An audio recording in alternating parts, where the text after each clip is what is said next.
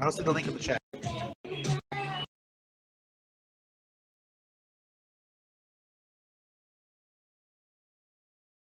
Booker, are you afraid of God? No. But I'm afraid of you.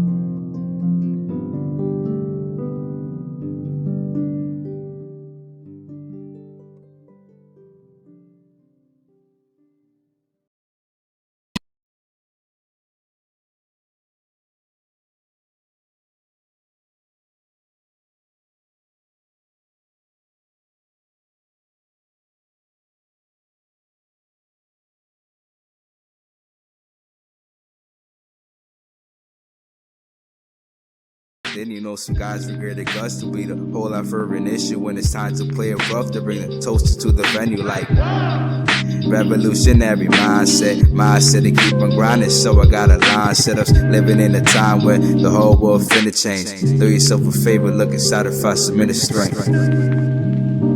We some dream workers. We some dream workers. So we some dream workers. Yo, we them dream workers cracking through the system. Finding words of wisdom.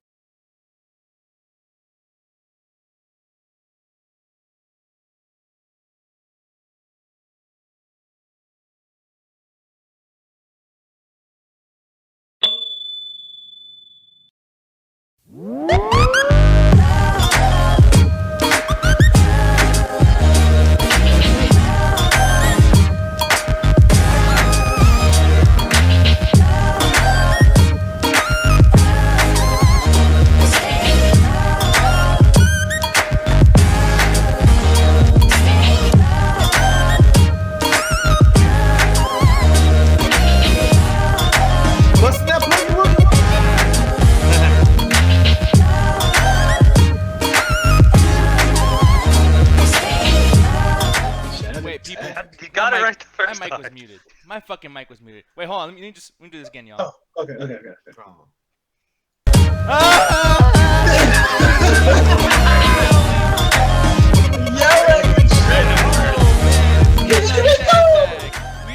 We fixed our fuck up right away, man. Holy shit, Ganja, how you doing? What the fuck? Damn. I'm doing fine until I found out Nintendo got a fucking new console. Aw, man. See, wait. For one, too, you knew that Nintendo Switch was going to be happening, that whole press conference thing. So you've had months to get but I used didn't to know it this was shit. going to be happening this fucking soon that I got to hear for the next 3, 4, 5 fucking months on this thing. You know what it comes out in less than 2. Exactly, yeah. That's kind of weird, too. Like, in 2 months, like, for this big it's like press March. conference. Like, yeah. By the way, people, we're not going to do any announcements. Nintendo Switch, yeah, just fucking... Yeah, Nintendo Switch. Let's just jump right into Boo! So man, pretty we much really hope what we people- got. Oh no, I was gonna say just we really hope everything goes good tonight. I'm sorry, Anthony. Fuck you. No, I hope everything goes good tonight because I really want to make sure to turn Ganja's frown upside down, man. He looks so sad. Look at him with that. Oh, there we go. Yes, Ganja is our resident Nintendo hater. I know, Man, absolutely. fuck But you, Anthony, Nintendo. No, but Anthony, go ahead and take it away, sir. You're the host of the shit. No, people. We got Mario and Mario and Mario for the show tonight. just Mario. No, people, but I'm glad you guys participate in the Midnight Chat Attack. We got some newcomers in the chat, some returning folks like Marcus Kilgore. So that's you say retarded nice folks? to see. No, I said returning. Oh, retarded. No, I'm just playing. No, it's always great to see those people that show up for our dumbass shit. So I just want to say thank you guys for joining us. And hopefully we have a chill, relaxed show. Right now, Allie won't be joining us tonight because her foot was shot.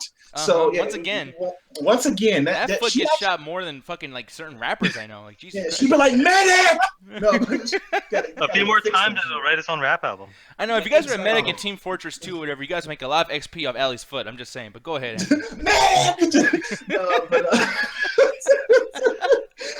When she falls down, and she was like, lost the lead. Heroes never die. It comes back up. Lost the lead. No, but people, before we get started and stuff like that, I just wanted to say thank you, everybody, for participating in the anime night. We had this psychological animes on Thursday, and we actually had that. I think it's official now that for the anime nights, you know how we do the MCA after hours, that which people want you guys to participate in after the MCA concludes and ends.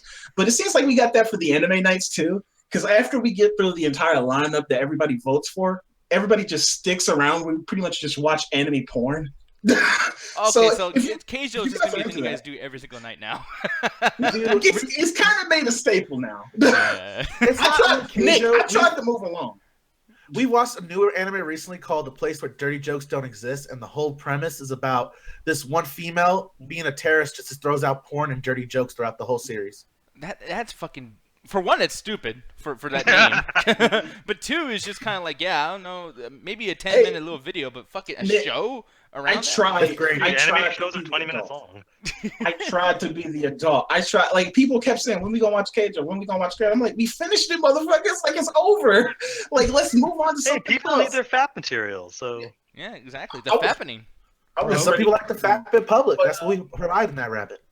No, but people, if you are interested in participating in the anime nights, always post it up on Facebook. Those are usually Thursdays, right after the midweek chat attack. And just in case if you don't know, we do that as well. I actually have a question for you too. Why don't you just do like a show, like an anime night, but just for that kind of hentai stuff, like Fapame? That'd be kind of cool too. That'd be messy and dirty. That's not bad of a name. That'd just be like one big circle jerk, and nobody needs that. We do watch shitty movies. Brought to you by Jergens Lotion. No, but people, for those that do care about the anime night, for not next week because we do it bi-weekly, but the following week, I think the week of the 26th for anime night, we're thinking about having you guys decide. So I think I'm gonna like have you guys put your names in like some kind of raffle, like in a hat, and like pick names out one at a time, and then like the first person I pick, you get to pick the anime for the night, the first anime for the night, and then the second person I pull out, they get to pick the next one. So I think I'm going to do like a fan kind of choose thing for the next anime night. So if you guys got some animes that you want to watch and you don't want to watch them by yourself, you want to watch them with some other people, I highly recommend you guys participate in that. So yeah, that's make sure it's very heavy in a plot. That's what we like. Very thick plot lines. Thick plot lines. But you know what else is very thick, man? That YouTube channel is thick as fuck, brother. Thick as fuck. And yes, I'm going to segues. I'm getting better at that, people. No, man. Midnight Chat, you guys are watching this right now too. By the way, this little apple here, this FB thing, it's actually pretty nice. It tells you to run shit. Thank you, Anthony. But it's pretty cool. What's shit called again? The app gave me with the FB. What's that called? The F. What the hell are you talking about? This fucking thing, the big red thing right here. Oh, on TubeBuddy. Oh, that's a T. Yeah. Shit. Yep. Oh, I thought it was 1B. I'll give it to you, Nick. I thought it was like a 1 and a B. Thank you. Oh shit, I thought it was an F and B, but yeah, that's cool, man. Man, he just scribbled. But you know, people, yeah, we do a lot of stuff on here, man. The Midnight Chat Attack. We're black as fuck, as you can see in the thumbnail of our last video, live stream. Thank you, Jenny, for coining that phrase. You were awesome. But yeah, man, like I said, people, and I've told you guys this before, I won't go through the entire thing, but yo, like, we want you guys' stuff to be on the side over here. You know, you guys do a lot of cool shit, actually. Jax Blade just did a new video, by the way, of, I guess it took him 3 years to do, but he basically did something where he's talking in the mirror when he was chubby. This is like 3 years ago when he didn't have all those muscles and shit. Oh, And he was damn. like talking to like a future ripped self, and then he just like finished the video since he's ripped now. So it's kind of funny how he did that. It's like some I don't know. It's just it's art. It's art. Yeah, it's kind of like a visual diary or something like that. Like, yeah, Like this some is what I toilet used to shit look with his like. muscles. I was about to make that. You beat me by 1 second. Man, that's One like second still counts, bitch. That's inspiration right there. That's some real good inspiration. See, that's why I like that See, guy. you He's should a do good that guy. for this. Like right now, you should do a video of like, "Hey Anthony, when you're famous making video games, man, just remember where you came from, motherfucker." Shit. Yeah. Oh, I thought you were gonna say let's just film Anthony for the next 12 years and make a movie out of it. No shit, dude. All the different hair changes and everything. Like every time he has Only like. if it's gonna be on HBO because there's gonna be a lot of porn. Yeah, oh, no, Lots. I wouldn't imagine so. But no, people, it's a Lots. midnight chat tag. Yeah, I'm sorry, I'm exactly. being an asshole. People. No, but yeah, we already told you about that YouTube channel, but y'all don't want to hear about that shit. Y'all want to hear about how you join in on the Midnight Chat Attack, because I know we got some newcomers that's actually listening to this, and they want to know how to get inside the call. But so, people, look on the left side of your screen. You're going to see a PM box. Like the Double Toasted has a PM system. I know, nobody told you. But you're going to look on the left side of your screen. It's going to be a box or an oval. It's going to be blinking red and yellow, red and yellow. You click that oval shape. It opens up. You see a Google Hangouts link. You click that link and you hop inside the call in a very Nintendo manner. Oh man, but that's against the rules, and there's 5 rules that we need to do. You go, Rule number 6, fucking Nintendo and all its products. Rule number 1, newcomers join the call first. We're all about the community. Unlike Nintendo, we actually want to have you guys help and build our community. Rule number 2, do not talk over each other. It's just plainly rude. Ruins audio quality for the later shows. Rule number 3, please no nudity. Goes without saying. Come on now. Rule number 4, don't give anyone a link. We have a set planned show. We know who to bring in. We know who to kick the fuck out. Yeah. We know what to do. We've been doing this for a year, haven't we, Nick Diaz? Haven't we? Oh no. Okay. Rule number 5, read the rules and don't be a dick, folks. Oh man, I really do miss LA too. Just like, don't be a dick. Don't, Yeah, I don't, do too. Be a don't do dick. that. Don't do that, guys. Oh, and by the way, guys, headphones. That stupid fucking picture, dude. We gotta find a new picture for this, Anthony. Why? Why? We're still trying to whore ourselves out to A6. That was not my idea. I think we had that like a long time ago. Mhm. I want to say Gaj actually agreed to it, but it was like 90, He's just high. like, Anthony with the whole Neko thing. We gonna have Neko headphones. It would make sense. And I was just like, everybody agreed. So it's just like, Yeah, Yeah, no, I still we- vote yes. One of these days, I always say this shit. There's so many things. I should just make a list of all the shit that I say. We're gonna do this, and we never fucking do it. But people, I'm gonna add some kind of GIF or something for the headphone things, and it's gonna be way cooler than this stupid picture we've had since fucking February. Which, by the way, man, it's been a year and 2 months now, so we passed the whole like, oh my god, it's been a year now. Like things are really different. So pretty cool shit. yeah, we gonna stop patting ourselves on the back now. No, wait, no, we're so great. No, hold on though. I don't know. Justin, how you doing, sir? How you doing, guys? Hey, man, I like your hair, dude. Thanks. Can I have it? No. Come over here. Just... Yeah, man, this is Justin. It's kind of funny because we made this joke in the anime night, but we have 2 Justins now, and this is Justin A. Because like I can't not pronounce his last name. Alvarez. I'm gonna fuck that shit up. That's an Why easy do you last name. remember That's that and I don't? Because I know how to read. Because Alan's Mexican. Oh. That's What? our new joke. Great, dude. So new lore now. No, welcome to the MCA, man. And I'm like I said, thank you for participating in Anime Night, man. That was a lot of fun. Oh no, man. I was glad to be there. See, See, I Parks, though. was gonna say, man, like, hey, you're obviously an anime fan, but I don't know if you're an anime fan or a fan of titties, man. That picture in the background, Jesus Christ. Yeah. Oh, those are beautiful. I like how you knew which one too. He's like, no, I know those titties. Anytime Yeah. he brings that Yeah, shit up, they're it's that particular picture. No, that's my waifu too, man. Me and him got the same. You know what? But I gotta give it up for Justin, man, because like this guy, because I was like, posting the link to the anime night and stuff like that, telling people like, yeah, we're gonna do this for the anime night. He went on that post and was just like, Anthony, I know you like Nekopara. Nekopara season 3 is out now. I was like, what? Wait, this is season 2? He gave me the scoop. He came like gave the me the fucking scoop. dude in the hood with a bootleg copy. Yo, man. I got that. Okay, we're not enemies I got the now, new man. car. Look at shit, man. Look at I know this guy's about to some trace primo some shit just shades off the with truck, Anthony. Just off the truck. Just fresh off the truck, man. He was like rip off Rodney and shit from iCarly, man. Like I got the juice, I got the burritos, man. I got this. I got all this shit. I got it all. But dude, I got thank you. uncensored and censored, man. What you want, what you need, I got you, man. I got you, man. Bro, come on. No, man, but no, Nekopara, is that like the same thing that the video game is based off of, or am I thinking of the right shit? No, yeah, it's the right shit. It's So whole the Nico show's thing. about like trying to learn how to date somebody. It's pretty much this like whole baker. Wait, just hot girls. he just had hot cat girls. No, but it's Okay. pretty much like this guy has like these Neko like cat girls working for him in like in this bakery. And I guess like in the story, he just gets a chance to fuck them. So it's pretty not, it's not the most complex story. So it's not the only cake that's going on in that bakery. Love them, care them. There's a different type of cream pie in the back. If you No, catch but me. people, Oh, I Jesus want you fucking guys to pay attention again in the chat. I want you guys to pay attention because I sent out PMs. The only one that's paying attention is fucking Justin A right here, and I sent that shit through him through Facebook. And he still got that shit in the call first. Okay, we need to come up. We need to give him a nickname now so we can differentiate him from the other two Justins. Yeah, he said he had a nickname, but I can't remember it right now. Yeah, it was It's something. Rook. Rook. I couldn't Okay, remember. we got Rook, Jay I Z, couldn't and then we have Justin Goodwin. Okay, good. But Yeah, no, I like that Rook. That's a cool name.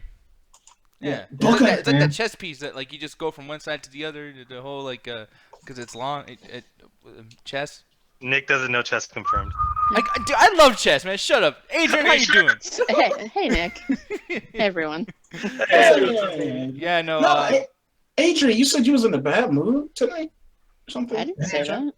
Okay, never mind. I was That's about to probably say, just bring my that fucking imagination. attitude over here, man. We're gonna have a problem, Adrian. Shit.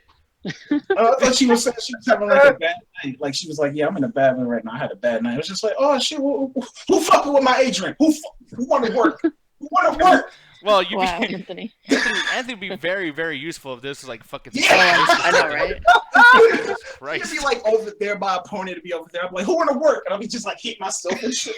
You can't beat Anthony's his own I worst beat enemy. I'll beat me. I know Anthony looking like he's about to jump into a UFC ring. I don't know why they punch themselves before they get in a ring. Like, oh yeah, all right, Now he's just yes. reenacting Fight Club at this point. Yeah. Tyler Durden. Very hard. Oh man. Oh No, man, but but people, no, I any guess- other announcements, Anthony Wilson Jr.? No, I think the birthday thing. I know Porno Chris. Most people know him as Chris McGowan. I think that was his real name. Well, people don't know him by that. People know him by Porno Yeah. Chris. No, people know him by Yeah. Porno Chris. I know about Porno Chris, man. Yeah, exactly. So no, he just recently had like a birthday. I can't remember when exactly. I don't know. I know it was just like last week, like this part of this week. I think it was Thursday or Wednesday. But he actually is asking for people for donations to like give him like a big birthday gift on this thing. So What the fuck? Are you fucking kidding? Oh, fuck you. Okay, I apologize for that. Thank you. Thank you. I'm not saying anything. I'm gonna give him one. Yeah, I so just want to say real quick, at guys, me. my birthday is coming up next week. I am turning 23, and I will appreciate if all the Toasties and the beautiful chat family give me about $20 each, so I can go buy myself something really pretty and nice on you guys' dime. Because it's my birthday, and I'm a special person. I deserve it. And don't you forget, frustrated? Gandhi, if no one gives you money, defriend them on Facebook. That, you know what? Exactly. Oh, When you say that, the lighting in your camera actually made it more because it's like illuminating your face and shit. It looks like you're an angel. I'm blessed upon God right now. That's why you got to donate $50 on my page. Oh, man. no, yeah. Here's the thing. Like Anthony's a good person. Like, smile at the camera. Just smile at the camera, so everyone knows this guy. People love him, right? Great. He loves cat people too, so whatever. Oh, yeah, I'm not the same person. Chris, That just seems odd. here's the thing. Oh no. Oh, and this is funny too. Just Wait. him saying like, and I'd rather I have don't know. money. Yeah, like everything's fine because I'd rather have money. It's like, yeah, don't we all would rather have money? The thing is, Fuck too, yeah. is like Chris has come on here many, many times. Not many, it's like been like 3 times. But like, he's coming here talking shit about, us, etc. And, whatever the fuck. I don't know. I'm trying not to be too personal about the situation because you guys know I fucking cannot stand Chris at all. I really cannot stand the man. But this is one of the reasons why. I mean, it's his birthday. Now, I guess he did this last year and got a bunch of money, and I've watched one of his live streams and he's talking about. Nice to know he wants a record to be this year. I think he got donations already now when he posted. I think he said Oh, he already got like goddamn. $125 or something. Like that. Donations would imply that it's going to some sort of cause for some fucking reason. Not his own goddamn bank account. Hey, I'm neutral as fuck. I'm on sorry, this. I personally hate You know people what? My that do birthday's this. in May if anyone wants to donate to me. I mean, Well, like, I want to bring up Adrian real quick because I'm glad Adrian's here. Here's the situation. oh, God. Yeah. No, because this is a good thing. Like, this is what I appreciate Oh, about okay. certain things. Because it's like, you do audio reviews, or not audio reviews, written reviews, right? Mm-hmm. And, people probably think like, oh man, like you guys just talk about her reviews, just talk about Max or whoever because you like them. And I do like Adrian, I do like Max, I do like a lot of you guys. Ruthless, for instance, he does Words Don't Do It Justice, great podcast. But I don't say this like because I know you guys. You know what I mean? Like I know that you guys are doing something that you're really passionate about, that you care about, and that it's something that I would actually recommend. Now, Anthony, I understand being good and everything, but I would not recommend you guys fucking donate to this fucking guy. Don't do it. Nobody does. Please don't. Yeah. It's sad that like. Oh, go ahead, Justin. He's an asshole. Yes, thank you. That is a good way to sum it up, Rook. Yeah, and it's frustrating because it's just like, dude, like you guys can do so much, and whatever, just given to this guy. And I've watched his videos. Wait, I'm sorry, Nick. I don't mean to cut you off. Oh no, I don't. Can you please read to me that last line? Oh, yeah. No, okay. I received $182 from donations. Let's see if we can beat that. Let's fucking do that, man. Fuck it. Like I said, I'm letting this shit speak for itself. He acting like he's sharing kids right now with a little chart. I ain't saying nothing. I'm just saying it's kind of like what my mom always says: not making it right or wrong, but if you have it, you can give it. So if you have the money, if you fucking like rich, or we like know an investor in the Double Toasted community, and they like, hey, I can give PC or Porno Chris maybe like $52. No, hey, Anthony, Anthony, I'm gonna cut you off. Now, fuck that shit. If you got money to donate to this dude's PayPal account, you go to Kickstarter right now. There are thousands of legit Kickstarters that need your money. Between a dog that needs surgery from a loving family to someone that has cancer, doesn't have insurance, that needs help. Do that instead. Exactly. And Marcus Kilgore's in here. What's up, Kilgore? Hey, Marcus. Kilgore. Yeah. How's it going? I'm doing good, except for this Porno Chris shit. What does Porno Chris do now? Yeah, no, it's just, like this whole situation, just, I don't know. I mean, I understand people getting gifts or whatever, but it's just like putting this out there. I mean, it's crazy to me that people actually gave him $182 worth. And it's like, I know that at some point, maybe, I don't know if we'll ever have a website that would garner, you guys spending money. But I promise you guys that we would never do something like this that we didn't fucking earn. Because here's the thing, too. I would actually support the Porno Chris thing. He's a toasty. You know what I mean? But it's like, I've watched his videos. Let's get a summary of what this all is about. Well, I want to go over it again. But, I mean, if you look at the screen. Okay. Oh, wrestling. No, but if you look at the screen over here, Marcus, he's doing this whole, give him donations because it's his birthday. Yeah, his birthday. He's asking people on the Double Toasted group for money, so he can get all that money and actually say his logic. This is Porno Chris? That's his real name? Yeah. That's his legal name. Porno and Chris. It's on his birth certificate, and that's the thing too. Like the guy, there's so much things. Like, I'm gonna jump off this shit right now, but I'm just saying, people, it's like, dude, there's so many things you guys can do, and if this guy actually did something with his videos or whatever, where it garnered like some kind of reason as to why I would give you money or whatever, like Double Toasted, they do pretty much the same thing. Hey, you gotta pay for membership, but they actually bust their ass and do shows and try to entertain. This motherfucker does not care about entertaining you or anything, and it's like, man, if we ever do something that's shady like this, y'all just tell us straight up, because I promise I would never want to fuck somebody over like that. I like how Adrian said that shit first. Wait, what'd she say? I'll let you guys know. Yeah. You fuck up. Like this is very disappointing. The most shy one in the thing, like you just said. Yeah, I'll let you. I don't know. This just makes me so mad. Like, I would love to get paid for my fucking reviews, but I don't. And I'm not gonna ask people for money. I'm not even like telling people my birthday. Yeah, me either. My birthday is coming up. Marcus Kilgore has a Patreon. Give him $1,000 because it's Marcus. So yeah. No, I donate money. Give it to a charity. We're gonna party out for 420. That's what we're gonna do for your birthday. Well, I don't know what any of you guys said. What you say, Marcus? That's all I have a job. Give that money to charity. Give it to people who actually need it. Exactly. Yeah, people there's a lot more people that need it. I think Porno Chris is gonna use it for either chicken or more porn. No, Little Caesars. Oh, Little Yeah. Okay, y'all motherfuckers. Okay, come on now. On this topic, Little Caesars now. I just want to put this out there. But put more food in his mouth. More food in his mouth. Literally. Just buy me a ping pong table, though. I will do a video on ping pong. So you guys buy me that for my birthday, okay? It's in November. We got 11 months, people. Come on, let's see if we can do it, everybody. Yeah. Oh, by the way, fuck your birthday, Porno Chris. Oh, Nick, your birthday's in November? Shut up, Marcus. I know you're about to say fuck you. Fuck November. Oh, wait. Ask him the date. No, stop it. What is the Yeah, day what of your day? birthday, Nick? It's the day that Ragnarok comes out, you fucking asshole. It was foretold in the pages of his. Woo! Somebody at Marvel like personally loves this show. It just did that just for you, man. Nick, that's too much. I like how Fucking Marcus bullshit, man. reacted to that shit. That motherfucker just like went electrified. He's like, Oh my god, I can't wait. like Marcus Kilgore like just won a bet. Money on this shit. Yeah, because you guys are like, oh man, I bet Thor Ragnarok's gonna come out on Nick's birthday. Oh I my know. God. Oh, that's I know hilarious. Marcus won a bet on the Super Bowl or some shit. Yeah. I knew it's like fuck man, Ragnarok gotta come on his birthday, man. I'm betting on this shit. I got $500 on this. He probably bet that was actually like Ragnarok, like really Ragnarok. And he just like, I knew it, you motherfucker! Give my $2,000. Oh fuck you, Chris! Happy Born Day Groundation Rock. That doesn't make any sense. He's trying to make Foundation God. Rock work, and I was You just got like, your first ugh. Josh, really? Okay, I'm actually kind of curious. Is that Ritz on his chest? I think that's like sauce. I think that's a burger. I thought it was a think so burger. too. Damn. Burger? Dude, this Why are we motherfucker's on fucking Hills Have Eyes. analyzing this? Holy shit! What the Motherfucker's like breakfast Oh. time.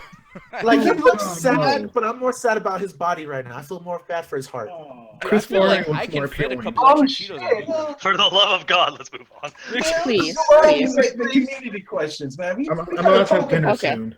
We gotta talk about the people. Well, not question. I mean, not community question. I'm sorry. Questions of the night. The first question of the night. Damn, that sounded redundant. Yeah, that was fucking awful. Yeah, that was fucking amazing. Yeah, you should No, just shut the pretty fuck up much for now. Nah, it's fine. Go ahead. No, pretty much the question of the night is pretty much just asking what absolutely blows your mind or something in the world you find very intriguing. And it's just like has to be like any field of study or just something you're just like, damn, that is really fascinating. You find yourself looking it up on Google every now and then. You're just like, damn, I would just really like how that works. Just to get you guys enough time to think, I will go first. The first one I would choose, it'd probably be, okay. Y'all know I'm a very, like, I make sex jokes and shit on here all the fucking time. Yeah. I'm always talking about, like, smacking a girl's ass or eating a girl's pussy. Like, you know, I'm just that type of guy. Like, but, what? This reminds me of a freaking thing, or like, there's like a Twitter name called Beat That Pussy 445. Oh yeah, you're right. Wow. That's actually Anthony's secret account. You found it. That's all that shit. That's my secret account. Anthony, you're a naughty boy. I'm very but one of my things that I found very, very intriguing is just how sexuality works. Like how there's a fetish for everything, how they develop, how people is like just get attracted to another person. 'Cause I think that's a fucking honor when you think about it. How you can fit somebody's idea of attraction, how that all works and stuff like that. Just a primal urge sometimes, how we deal with attraction. Like that's a whole nother topic, but it's really fascinating how that works, like on a scientific level, on an emotional level. Like the psychology of it and everything. And the second one that really just fascinates me how it works is marketing. And I know George Carlin always talks about how, you know, like he was like, you know, the most evil people in the world, marketers, because they put a price tag on everything. He has a point to a degree, but it's just really fucking fascinating because like if I do like a jingle right now, ba ba ba ba ba, y'all immediately know what the fuck I'm talking about. Like y'all, everybody knows what that is. Yeah. So it's really crazy how something like that, like a simple catchphrase or like a simple jingle can make you remember a brand name, or how some companies have to redo their branding to get recognized again. Because like I remember like 5 years ago, Arby's didn't have commercials. Like that I can remember. I think they had like the whole mitten thing that they was doing in the commercials, and then you didn't see nothing for a while. Well, and then they weren't national because I grew up with Arby's when I was little, and they used to have a bunch of Arby's commercials. Like, and I remember what you were talking about, the guy with the mitten. Yeah, that was the biggest one. It was just more down south. Yeah, okay, so that's what it was. But now most people know about. Wait, what? Now they got Ving Rhames and that shit. Yeah, now they got Van Rhames, and they had to change their whole marketing plan and stuff like that. Plus, it works with trailers too. Trailers, like we're gonna actually talk about this when I get to the whole Nintendo thing.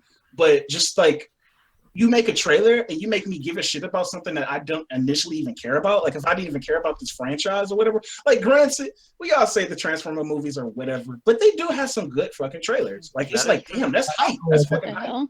So, yeah, but yeah, marketing is like really, really fascinating to me. But anybody else got something? I'll get mine really quick because I have to go pee.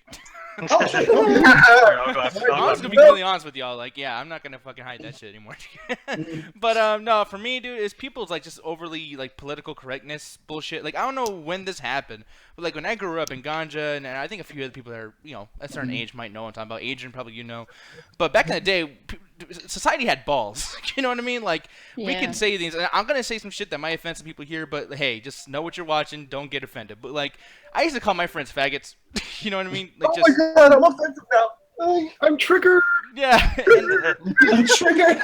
And it's funny because like it just seemed like within a year things changed. Like I remember being at work, me and my boss would be like, "Hey, faggot, how you doing?" And we'll make fun of each other, call people like, he'll call me a pussy, or I'll say like, "Hey, you're like a bitch. Go over here. You're like a girl. You're like we insult women. It just, but it's a joke. We're just fucking around. You know what I mean?" And then within like months, all of a sudden, like I remember I said the same thing to him because I haven't seen him for a while, and I was like, "Hey, what's up, faggot?" He's like, "Hey, man, ain't cool. Let me tell what's wrong with gay people, man? Why you gotta be messed up like that?" I'm like, "Dude, months ago you were doing the same shit. Like, what happened in society that made it where like there's you can't be okay, this is gonna sound bad, but like you can't be a bully." You know what I mean? Like bullies is the reason why so many comedians and so many talented people grow up with this strength, and now it's like it's all gone. You know what I mean? Like, people can't just be who they are. You have to be careful about every single fucking thing you say. You can't say anything that might slightly, have to kind of stereotype in it, whatever. Like, it's fucking ridiculous, man. And it's like, some of this shit's actually true. Like, I can't say, like, "Hey, that Mexican guy cleans my house good." Oh, what? You like Mexicans that clean your house all the time? That's racist, man. It's like, no, fuck you, dude. Like, some of this shit's real. And sometimes gay people are funny. Yeah. No, I was listening. I like how you snuck that in there, you little bitch. I've never heard a gay person be funny before. Such a foreign concept. Like, hey, how's it going? Oh my god, nice yard. But no.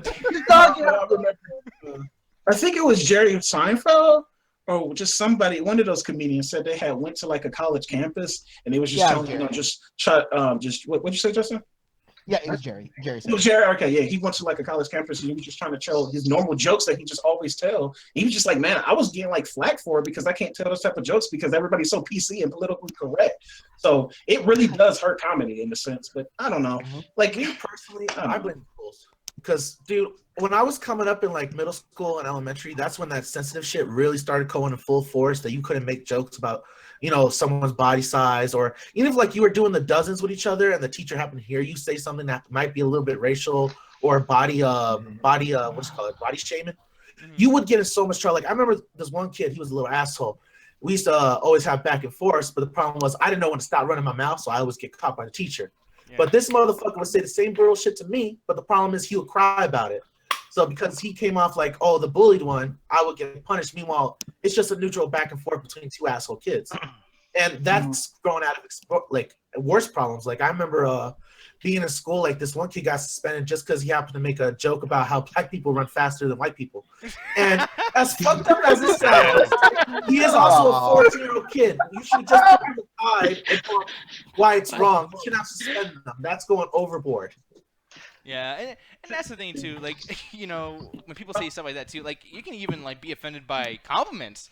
Like, I remember just on the show, I remember it got Ruthless mad because I was talking about that dude, the big dude from Luke Cage. Well, I mean, Luke Cage himself, Yeah, the actor, right? Yeah, and I said something, and it wasn't even like a racist thing. I was just saying, like, yo, like, why is this big ass black dude gonna be okay with the white dude telling him what to fucking do? He'd beat the shit out of him or pull a gun on his ass. And Ruthless told me, why does he have to be, a big badass because he's a huge black guy? Why does that matter that he's black? I'm like, boy, I'm describing the way he looks. He's black. Like, and I want to ask you, Nick and Gotcha, because I know both of y'all dream careers is going into stand-up comedy. And D-John actually brings up a good point because this is where I always stand at with South Park. But he was like, it can also be forced comedy to be used as an incentive to be crude. So where do y'all make the distinction between, comedy that's actually using this whole, insensitive humor to be, funny and clever versus just an excuse to say something mean, Well, that's the thing. Most comedians, when they make a joke, we do not know it's going to be bad or good. They come from the same place, the same birthing hole. So, like, I might make a joke about Mexicans that might have all y'all dying laughing and I get a pass because it's funny. I might make the same joke at the same different place with different people, and they'll get offended like a motherfucker because it's the wrong time, wrong place. So as a performer, you got to know who your crowd is as well, and you need to build that up.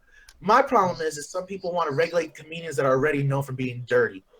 And that's what I have a problem with. Like, you can't force people to change their act if that's already what they decide. That's their comedy expression. Some people like making pussy and dirty jokes. Like myself, I like making dirty jokes. That's how I express my comedic value. You know, some people see it as crude and, you know, a little bit harsh, but I like dirty jokes because it gets more of a reaction than if I was just making a joke about airlines. Yeah, exactly. But the perfect example, just Alan, you could go after me. Okay, but the perfect example is when Chris Rock had made that whole joke about smartphones at the what award show was that? I can't remember what award show it was. Oh, the Oscars. Was it the Oscars? Yeah. I know a lot. Personally, I laughed, but I know a lot of people found that offensive, and it's just like you can't please everybody in that type of sense. Like, there's no right or wrong way to do that. So, Alan, go ahead. What were you going to say? See, the thing is, I want to play devil's advocate to this because people are always they're giving PC political correctness a bad name. And the way I've always seen it is people are just not, are expressing what bothers them more than they've ever done in their entire lives. And to me, I don't see that necessarily as a bad thing.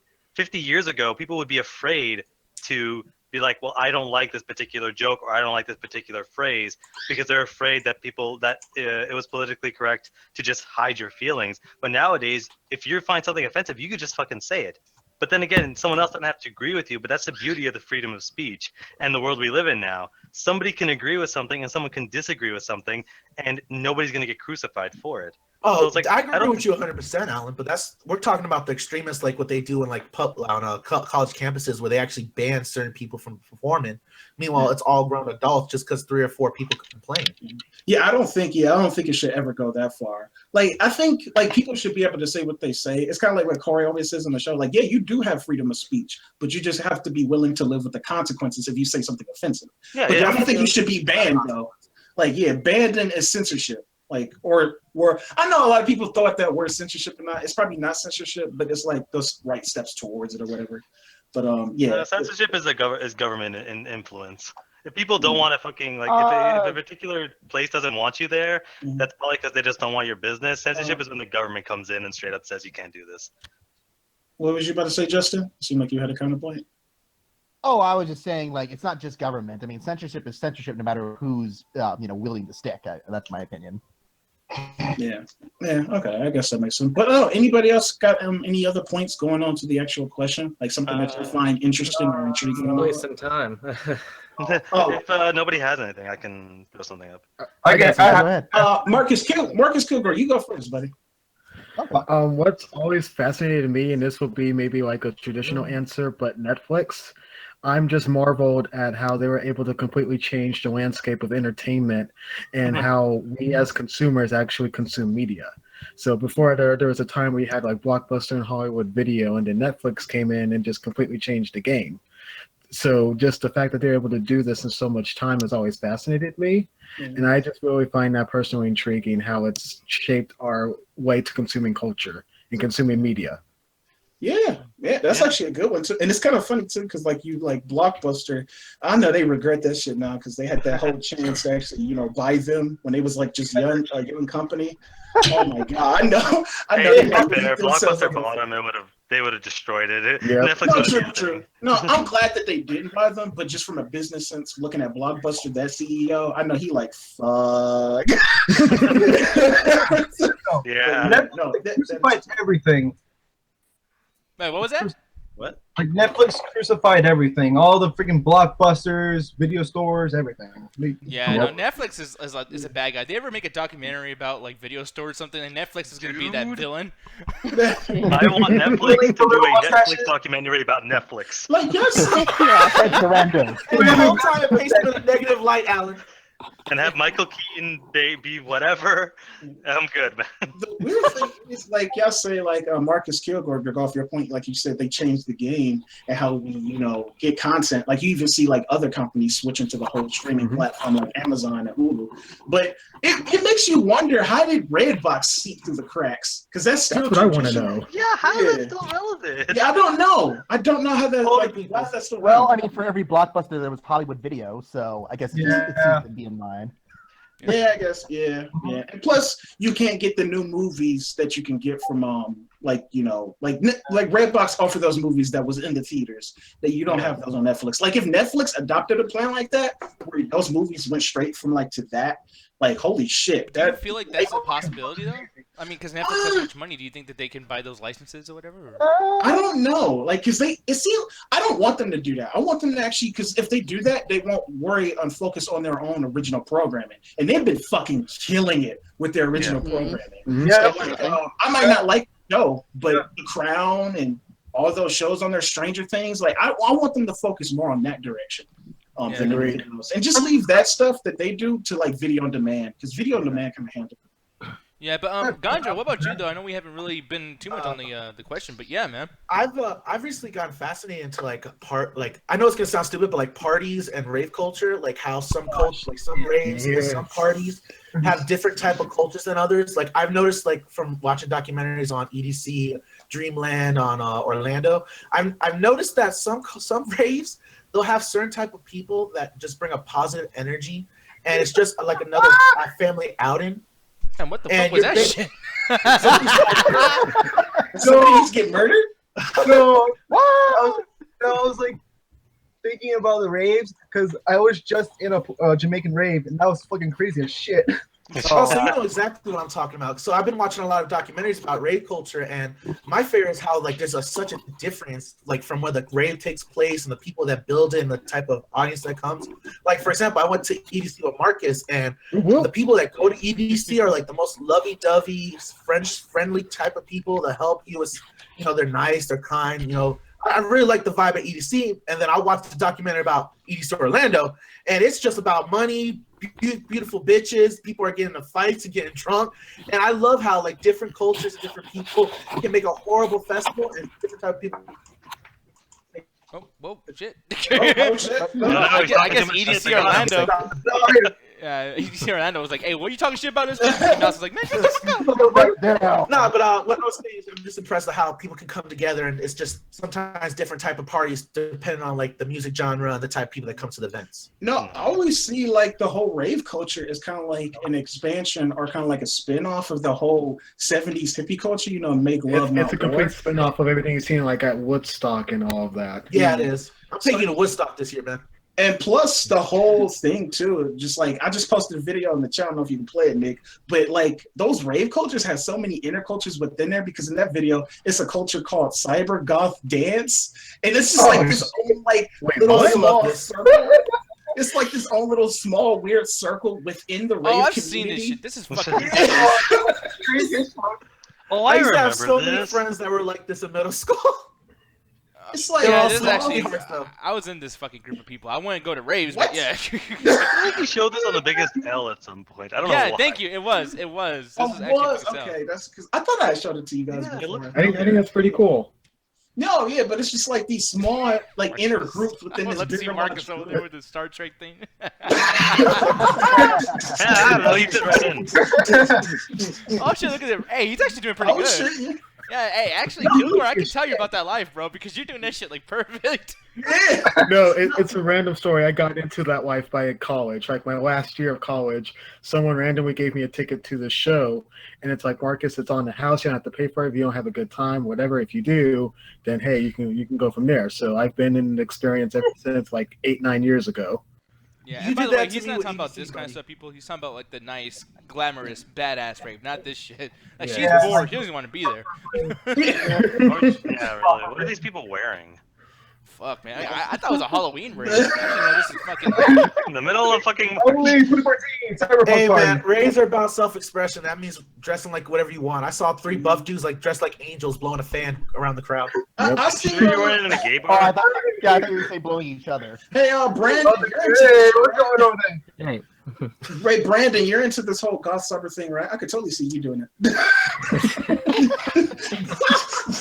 But Marcus Kilgore, we actually got to get together because I know, like I said, me and Gonders are going to EDC later this year, hopefully, if life makes it happen, whatever. I thought you were going to say you're going to eat DC. Yeah. I was like, what, eat we're DC? Zack Snyder, we're going to eat all of it. No, we got to Zack get Snyder, together. what? No, but we gotta actually get together on those dance parties because I know, like, I actually got like Gonja like a little bit back into it because he said he was already into it, but like I'm really hardcore into it now with the whole rave and because that's my jam. I fucking love EDM. Between you and Marcus Kilgore showing me the best rave ever in America, it's fucking hard not to get back in EDM so hard. Yep. It's so good. Yes, sir. So good now. It's so good now. Like people say music is shitty, which that's subjective, but I know because of the internet. Like the EDM community has never been stronger. I know you get your shit, you get your crap, but it's a lot of great shit. Like, holy shit. I'm noticing one thing. We are talking a lot over each other, so if we can just stop that just a tiny bit. I don't know who's doing it. I just hear it, so I'm like, in order for me to reply to one of y'all, like I gotta hear what you guys are saying. So I'm sorry, Daddy. It's okay, man. Wait, what? Sorry. Oh, fuck that. No, before we move on, anybody else got something that they want to talk about, like something intriguing or fascinating you find? I know it was like people. Oh, Alan, it was you. Yeah, sure. I'll make it quick. Something that's always intrigued me for the longest time is linguistics, just how people speak and accents and certain words people use. Oh, yeah. Like I have a friend of mine in Britain, and he's always kind of speaking stuff, and we'll just say random words. And I'll have almost no idea what he's talking about. Like we're having this argument one time, and he literally says the words to me, "Would you stop waffling all the time?" What the fuck does that mean? Yeah, that's exactly what I said. And he goes, "Waffling, that's a term." And I was like, "No, that means that's a waffle." He tells me that in Britain, waffling means rambling. Wow, So, that's actually a really good word for rambling, though. Honestly, I think waffling is pretty good. So yeah, we get into this discussion, and it's weird how Britain specifically they name things after kind of what it looks like. So apartments they call them flats. Cell phones they call it mobile. Chips are called crisps, and then fries are called something else completely. So it's just for me that's always something that I found interesting is how people. Are you saying you've never got have you never got your knickers in a twist before? It's awesome. Holy shit! I thought. Damn! Digging a twist. I was like, what the fuck? Digging a twist? Dude, we got more than one black person in here, bro. Don't scare the fuck up. Okay, that's what you heard. I am not going to say what I think you just said. No, me too, bro. I know. I was trying to make British phrases. Come on. No, one thing I love from here, so British hard. phrases will get your ass beat.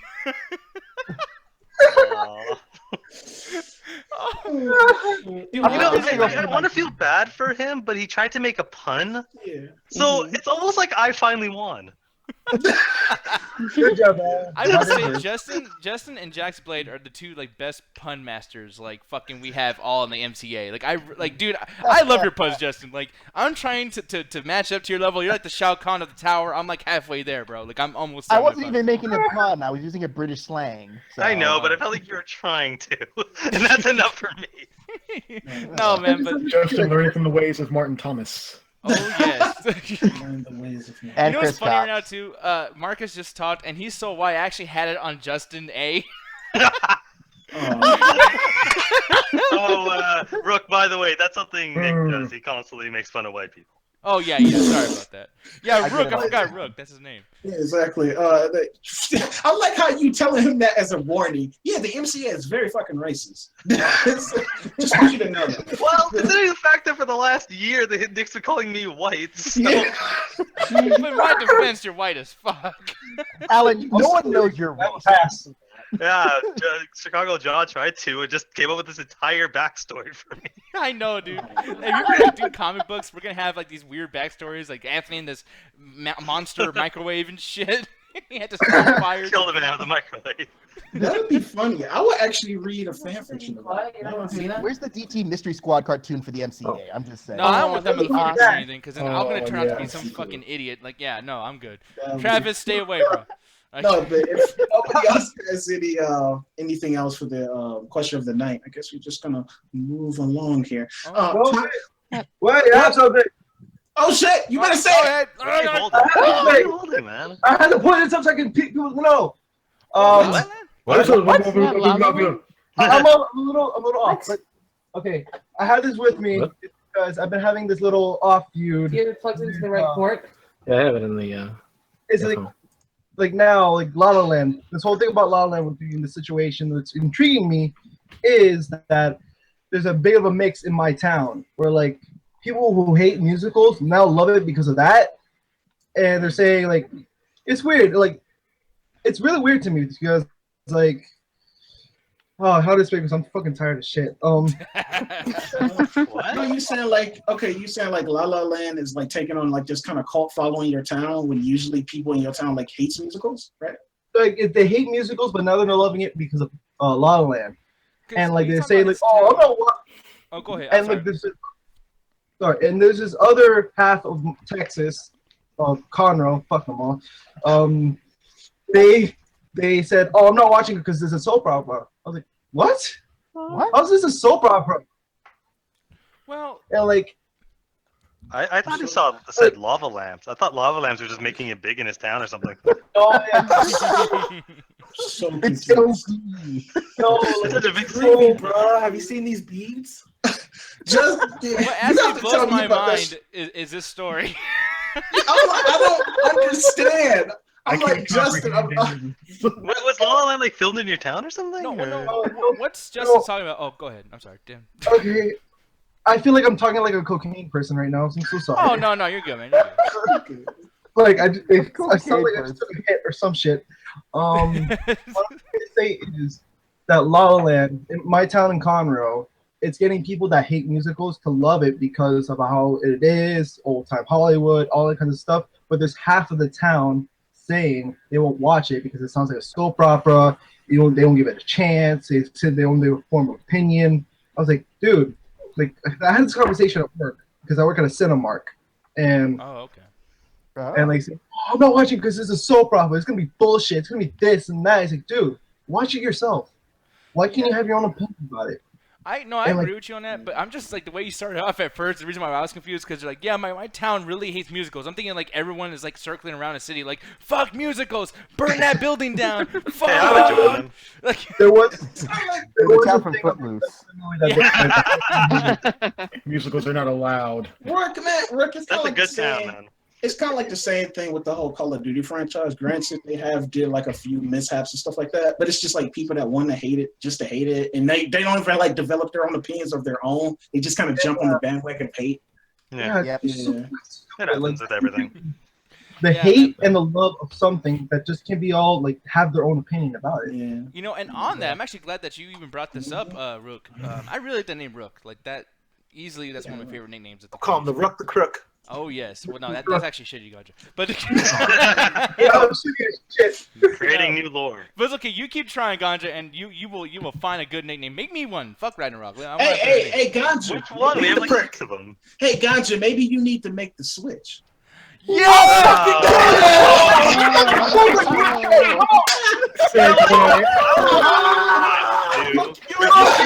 About puns, because that was somewhere Martin is smiling and he doesn't know why. God damn it!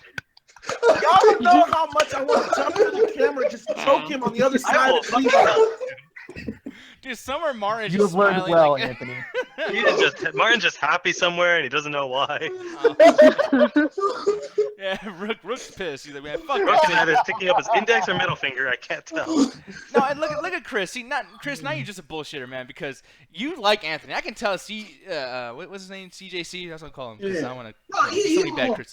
We good, man. We bro. Yeah, no, fuck that shit though. Give him a fucking L for that shit, Chris. That's some bullshit. No, fucking lose. It's 2-0. I like how you I like how you give me the whole I can't even take that segue because I can't help but make that pun because they was literally making that pun the entire time during that fucking press. Oh, he has a fucking like holy shit. See, I feel like I defeated Justin, but his spawns are like working together to try to destroy me. So I have to work Justin harder. owns all pun masters. Yeah, it's like in Doctor Strange. So he's like he's like the big like evil one, and he has to control the rest of the other one. I'm Dormammu. Okay. Yeah, there we go. And he has his... I imagine like Justin in the sky, and like a bunch of puns are just like rotating around him and shit. Like, I have all the power. But no, they literally like every time they was making a segue in the conference or whatever, they was like, let's switch to this. I switch. The reason it didn't bother me is because it reminded me of the Prestige. They were just kind of teleporting people. I'm like, oh man, this reminds me of the Prestige. I love that scene. No one knows what I'm talking about. It was really good, but no, people.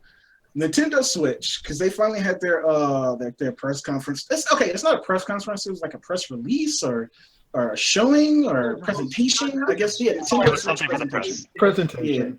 Yeah, presentation. And damn, what's damn? Fuck. Fuck, I hate that shit, man. What? Wait, what happened, man? What's going on, dude?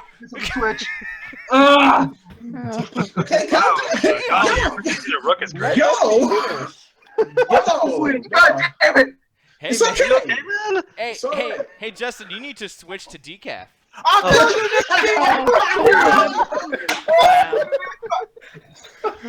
You say fuck America? Dude, you too. Puerto Rican, I get called up. Oh man, no, but presentation. They finally revealed the price, the release date. March 3rd is the official release date that we're actually going to be seeing this console. That's actually really fucking soon. So that's actually really impressive. And like, I guess, because a lot of people were saying it's going to be a range around $250. I'm like, where y'all getting this price point from? Like, who was saying that? But I knew it was going to be $299 or $300. Yeah, I called it. Yeah. So yeah, it was they had to do. They couldn't make it too high or too above. I think after PlayStation 3 and them doing that whole fucking $600, I think nobody's ever going to do that again. Bro, that was ridiculous. That was pretty bad. Console's ridiculous, man. Yeah, and it's kind of funny too because with that price tag, I think it's actually ranked. I've seen this on Twitter. It's actually the 4th cheapest console to be with this price tag. Because I know, right? Apparently, I can't remember what was number 1. I want to say it was a Nintendo handheld that was sold at $270, if I remember correctly. But yeah, it's not a bad deal. But here's the kicker, right here. Oh yeah. The console is like we said, $300. Yeah. But they really got fucking ridiculous with the Joy-Cons and the Pro controllers. Like the Pro controllers are like $80. And then like for the left and right Joy-Cons are like 50. And then together that's like 80. And then here's another big thing mishap. You know how like the Wii U even, did the Wii U have a bundle game? I know the Wii did. Yeah, it was bundled with Respawn. The Wii U did. The Wii U did. I think it was bundled with Nintendo Land if I remember correctly. Yeah, but this one won't be. It won't, like that whole 1, 2, 3 Switch, it won't be bundled with that. I think you actually have to buy that separately. And which will be actually like $50, I believe. So that's the fucked up part about it. So you're gonna probably have to buy some more controllers for your friends to play. Probably another Pro controller, the system itself, and like a game to play on the release date, which they didn't have a lot to offer. You're talking about prices too. That's the worst part is that this is not going to be free online play like the other Nintendo consoles. No, yeah, it's not. This is going to be subscription based. But the good thing about that, you won't actually start paying for that until like the fall. Like they're gonna actually have when you get the system, you're not gonna have to pay for it. It's gonna be like a free trial. So I guess you can save up some money until then actually pay for that subscription when actually. Or choose when not you want it type thing. Yeah, exactly. Plus the features and stuff like that. But you're looking like at least $1,000 when you actually buy this damn thing on launch day. Which goes into that thing where this isn't the cheapest fucking console. It's like if the Super Nintendo like sold you like I don't know like half of it for like $30. Like, oh, it's the cheapest shit. It's like, yeah, but you gotta like buy a full fucking console to play it. Like, dude, at least you can buy controllers. The Wii U, you actually can't buy another Wii U tablet to hook it up. If that thing breaks, you're screwed. Ooh, and this to me, it's like it's 10. I never heard. Wow. Really? No, you never heard that? Well, mostly because no one fucking bought a Wii U. But you can't replace that tablet. Yeah, and that's the thing that's frustrating to me too. Is just the fact that like, does anyone feel like that whole monthly payment for online? Like, okay, for one thing too, this would have been okay if they did this around like holiday season because people are buying new shit anyways. But who the fuck is buying new consoles in March? Okay, that's actually a good thing because if they're releasing it during the crunch. That's crazy, man. Income tax, like income tax. That's a perfect way. You still get up on income tax, which is good. Like March is around the time that people actually get their check back. I think that's how they work. I know it works differently. It's the end of the fiscal year. That's why. Okay. So. Is it? Okay. So March. Yeah. So March, I think that actually puts them in a really good spot. And I didn't even realize this, but the podcast I was listening to, I was listening to Kind of Funny Games and Game Explain. It was saying that. It's actually good because they don't have no competitors around March, the beginning of March, because they said Horizon Zero Dawn, yeah, that game is actually coming out in February. So they was like, yeah, that game is probably going to do really, really well. So they probably don't want to put it around that. So put it on March, the beginning of March, where you don't have no competition. You got the game itself and the system itself, and you're releasing it with Zelda. So you put it around no competition, and you got Zelda. Wait, Zelda's bundled with the game on launch? No, No, it No, comes no. out launch day. Damn, I was gonna fucking But, say. I'll go stab a man to get that money. Which is actually kind of, and yeah, you're actually pulling it up right now, Nick. I will say this, and it kind of goes back to what I was saying earlier about marketing and how it can get you to care about something that you normally don't even care about. But I'm not really the biggest Zelda fan. I follow the mythos a little bit. I play some of the games, can't really get into it. But this trailer that they showed at the end of the presentation was hype as fuck. Okay, see, I'm kind of curious as to why. And I mean, I know I interrupted you to say Tear rolls that, down my eye. but one thing to put this out there though is that I fucking feel like this is so, and actually this is not even arguable because it technically is, because this is a port, by the way. But yeah, this looks so fucking last gen. It's not even funny. That's the thing. Oh, come on. Zelda games have never been about intensive graphics. They're about kind of making a like wonderful light world. They're not trying to be Skyrim with all the pixels in every place. They're trying to make like an interesting art style. Like if you look at the last Zelda game, it was trying to be a painting, and then they did the shell shading of Wind Waker. The only Zelda game that's tried to be graphically intensive was Twilight Princess. Yeah, you gotta get Zelda's dick out of your mouth, bro. You can't breathe that shit in your mouth. No, I mean I understand. Like, hey, let me share some of that, Jake, because I fucking love Zelda. Like, yeah, people. I'm gonna edit that out. But anyways, no, but like in the video game industry, go ahead, Nathan. As a video game developer, your main goal is to try to get your video game like on every platform that you can, so you can maximize the sales.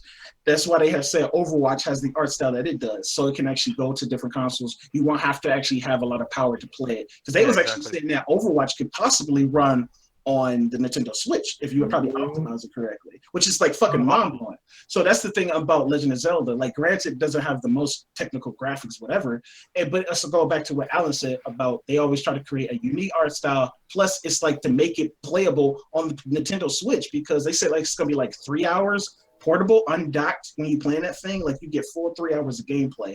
If that shit had like graphics like Crisis or something, that should probably go down to like 1 if it could even run. So yeah, it has to be placed like that. But it was another point. One thing I want to bring up too while you're thinking of that point is the fact that like this world, and I know this is not a great picture, especially because it's all small and everything.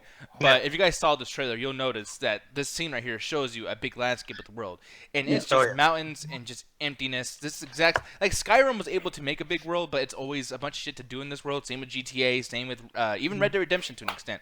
But like, this is an empty fucking world, kind of like, and this is the biggest insult I can give it, but like No Man's Sky, where I'm just like, fuck. See, the thing is, Nick, like, you're only seeing the trailer, and the trailer shows, like, it doesn't show the full kind of connected world. When you've seen kind of some of them actually playing the game, they're showing wide open fields, like you said, but they're also showing inside of a forest. There's a lot of stuff in the trailer where they're showing like these sprawling kind of places. They're showing different species. And Zelda games have always kind of had a central area, which is Hyrule Field, and then it branches off into 5 or 6 different areas. So that's what I totally expect. You might say this is big and empty, but that's how a Zelda game is. It's this big kind of almost circle in the middle, and then it branches off to 5 or 6 different areas to make this incredibly large world. I completely agree. One thing though, you say this is like, well, hey Nick, this is a trailer, man. Like, they're not gonna show everything. But you know what trailers usually do? Ever gonna bring up trailers and what trailers typically do? Trailers typically show you the good shit. This did not show me the good shit. I mean, I don't know what trailer you saw, because this showed a lot of really interesting, fun stuff. And so I would say I like the trailer personally. Because people go through Nicholas. Damn. People gonna buy this shit anyway, so they already know that they got this Legend of Zelda. And people who buy those games, they already know that they're gonna get the stuff that you're like saying that you don't see in this trailer. So they don't need to do that. Like with this trailer, and the reason why I actually gave a fuck about Legend of Zelda for once, because they actually took a different approach.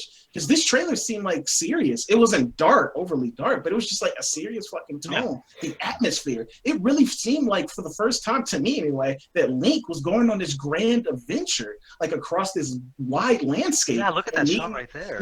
And meeting all these like really deep characters and stuff like that. Like Zelda, like the line she says, like all this stuff I tried and it doesn't mean nothing. And she's crying in the trailer, and Link is like embracing her. Like, it just gave me emotion. And like I said, that music, the atmosphere. I was just like, damn, like this seems like it's gonna be grand. And I think that's what Nintendo is pushing it so hard, because I think they have something like really great on their hands. Like that's why they're giving it like amiibo support and like a master collection. I think it's like some kind of Hyrule Master Collection that they're releasing with the game. So I think they know. Like, granted, the Nintendo Switch does not have a lot of great titles, launch titles. Like you got Super Bomberman, you got some other games that nobody probably care about that won't move units. But this Legend of Zelda trailer, everybody I talked to, they said that's gonna make me buy this fucking game. Yeah, and no, and me too. Like, I fucking love Legend of Zelda. But I want to throw this actually like Justin and Kilgore. But I'll start with you, Kilgore. Like, you dude, you said, hey, like fucking, I like this stuff. Like, you know what I mean? So, are you a guy who's always been into Zelda, or is this something that this trailer was so badass it won you over?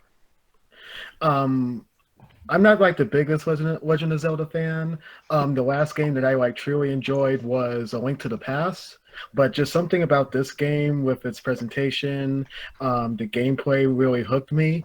And like this and the new like Super Mario Odyssey are like the two big reasons why I'm interested in the Switch at all. Yeah. Nintendo came through at least with those two games, so I'm pretty excited for how this game will turn out. Now, Jay-Z, how about you, man? Like, are you a big Zelda fan? No, not really. But I'll say this: like the trailer itself, you know, again, not being the Zelda guy, it was a very well put together trailer. I think the music, the visuals, the gameplay, it shows you everything you want if you're a Zelda fan.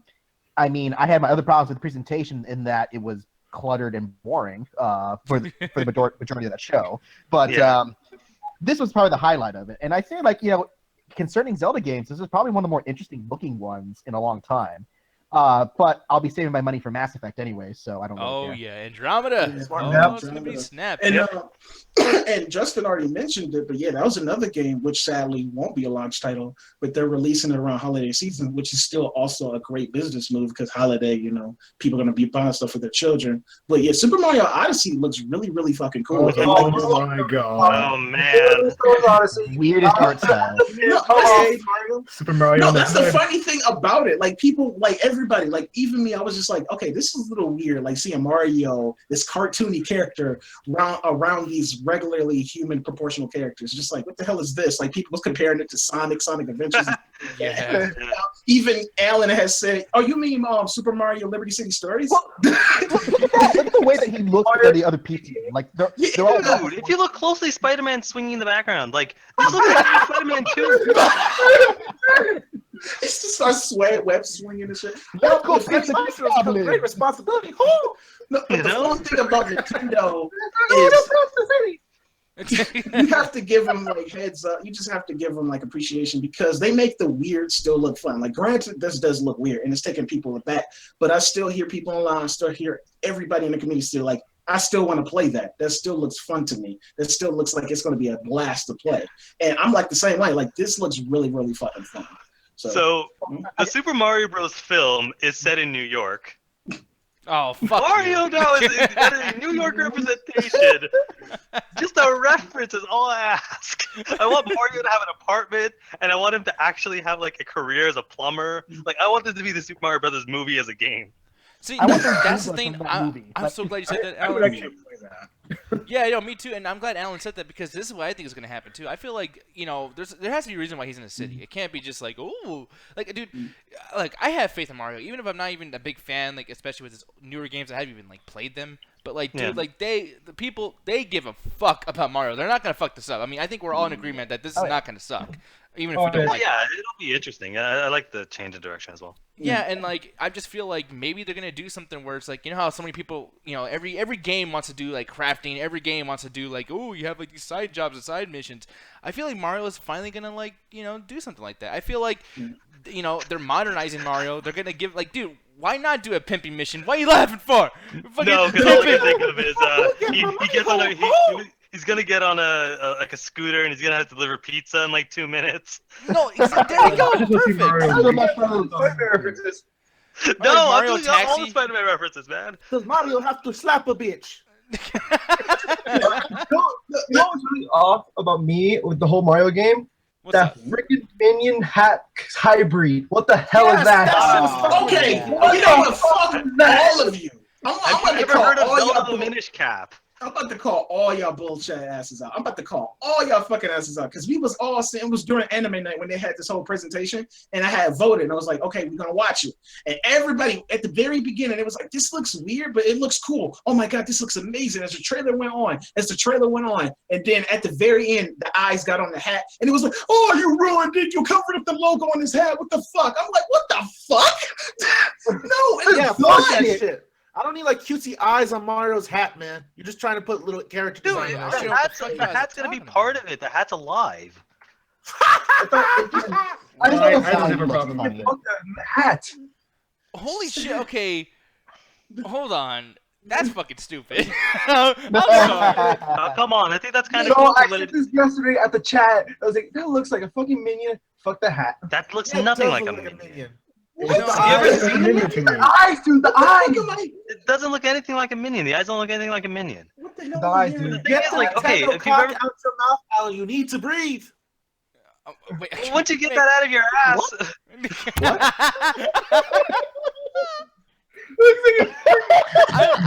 I love the bad internet between both of y'all because it's like, get the dick out your mouth so you can breathe. Get your dick out of ass. It's like Tommy was so versus Tommy was so. Fuck you, Mark. I was just shitting on it because it's Nintendo. I'm sure if he played this fucking game, he'd love it. I don't doubt it. I fucking hate. Yeah, fucking right. See, here's the thing though, and I'm with Anthony on this because it's like, yo, people, like, it's just eyes. Like, I mean, it looks stupid, but it's like, when has Mario been like, oh man, he's fucking awesome. It's a plumber. Look how small the motherfucker is. Like, look at him. Wait, I'm trying I was saying, like, Nick, like, this motherfucker has, like, went on these grand adventures. He's in New York City, but these motherfuckers, like, draw the lines and eyes on a hat. Like, what the Again, do you not remember Super Mario Sunshine where he has a fucking, like, I avoided it because how hose that cutesy talks? No, hey guys. Awesome. No, hey guys, no, the eyes are really stupid, but this shit over here, this is badass, man. Yeah. Super Mario 3. That's fucking awesome, man. You should put on the one where he's just like a fox that's equally retarded. Yeah, like we're dressing up as a fucking raccoon to fucking fly, and suddenly putting eyes on a hat is stupid. What's wrong with you? They're all stupid. Okay, how about do we go down to stupidity? Mario and Sonic at the Olympics. Are you trying to help Nintendo or sabotage? No, I'm trying to. I'm trying to say Nick has a point of why are people so uppity at this? Sure, this looks a little silly, but why are people so uppity? It's not like Mario is the Dark Knight. It's always been a little silly. Man, It's always he's been very dark. I mean, this You is got a very- fucking ammo on his stomach? That's what he wants? What do you?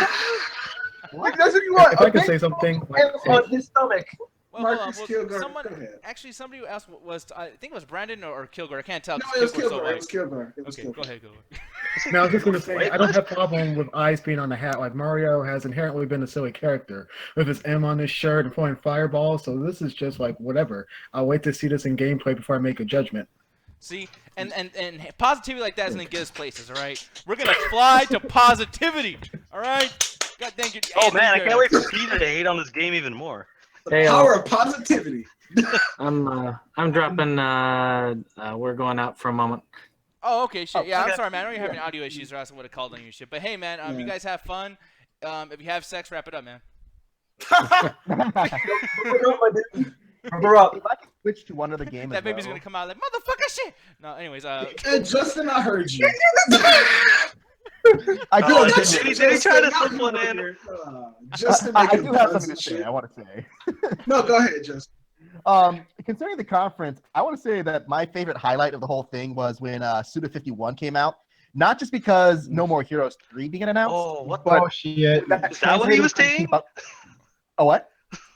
Is that what Doodle 51 was saying? Because he kind of No, going but on that's the saying funny today. thing. The funny thing is the translator couldn't keep up with whatever he was saying because he was just Oh my rambling God, he on got and on. That was Man. so weird. Dude, the trans. fired.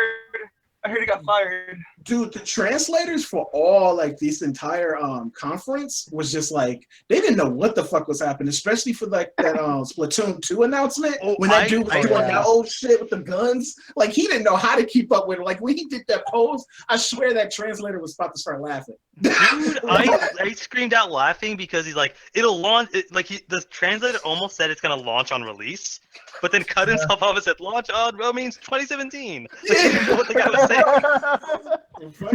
This was a part of the script. It was just so. Yeah, because I thought what would happen is to just have a guy with a script, and like Suda51 would be saying whatever he's supposed to be saying in Japanese, and then the guy would just have his script and reading it, and it didn't matter what he was saying. I didn't know he was literally translating what the guy was saying. But see, here's the thing, though, man. This always becomes an issue. Like, I don't know, people fucking want all these goddamn people, like these translators and these fucking like, they're all bad. Like, you have to realize, and no offense to Anthony, because man, this is gonna sound insulting as fuck. I hope Anthony still likes me after this, because people that develop video games are fucking weird. They just sit there and they fucking work on these games, and they're introverts. I'm sorry, Anthony. I apologize. No, hey, look at me. Wait, Nick, did you see the press conference? No, I did not, but I've seen the same type of press conference. Like, this guy is fucking weird. Like, I'm looking at it right now, and this dude just seems odd. As much. Yeah, but the thing is, we've seen a lot of times where they have interviews with people that are Japanese that can't speak a word of English and have fine translators. This is a situation where the entire show translators were fucking up. Oh, yeah, that's not something that's common. No, I think they only do that because it's kind of like this whole what do you call it? Like a region barrier, because Japanese people like make jokes and they don't know how to like translate those jokes to make it funny to an American audience. So it's kind of like this like blockade that you can't get over. Because like when like Sudia and the other guy for Splatoon, they was just so animated. I guess they didn't know how to translate that well, and that's probably what it could have been like. I don't think they were bad. It was just miscommunication. Probably just miscommunication. But I think they did their job. Plus, you guys gotta keep in mind as well that like a translator is he's paid to translate in like in normal fashion, like on a stage like that, to like be like next to this star, this fucking captain of making a video game, who everyone's just like sitting there patiently waiting to hear his opinion and what he's about to show. That's a lot of people to sit up there and just totally maintain your composure. And it's like, if they fuck up a little bit, dude, like I would like to see one of us try to do that shit. It wasn't a little bit. Yeah, that shit is hard. No, it's funny too, because when you like the beginning of the press conference, the fucking presentation, they had like, yeah, we're about to bring out this guy, and we're about to talk about the Nintendo Switch, and like most press conferences, you like, yeah, they'd be like clapping, they'd be cheering. It was just literally Japanese dudes in business suits, just like. They had that crazy rave thing at the beginning, and nobody reacted at all. That was the most boring rave in the world. You know what they needed, man? They needed those guys from Bethesda that were audibly like cheering every time someone said something.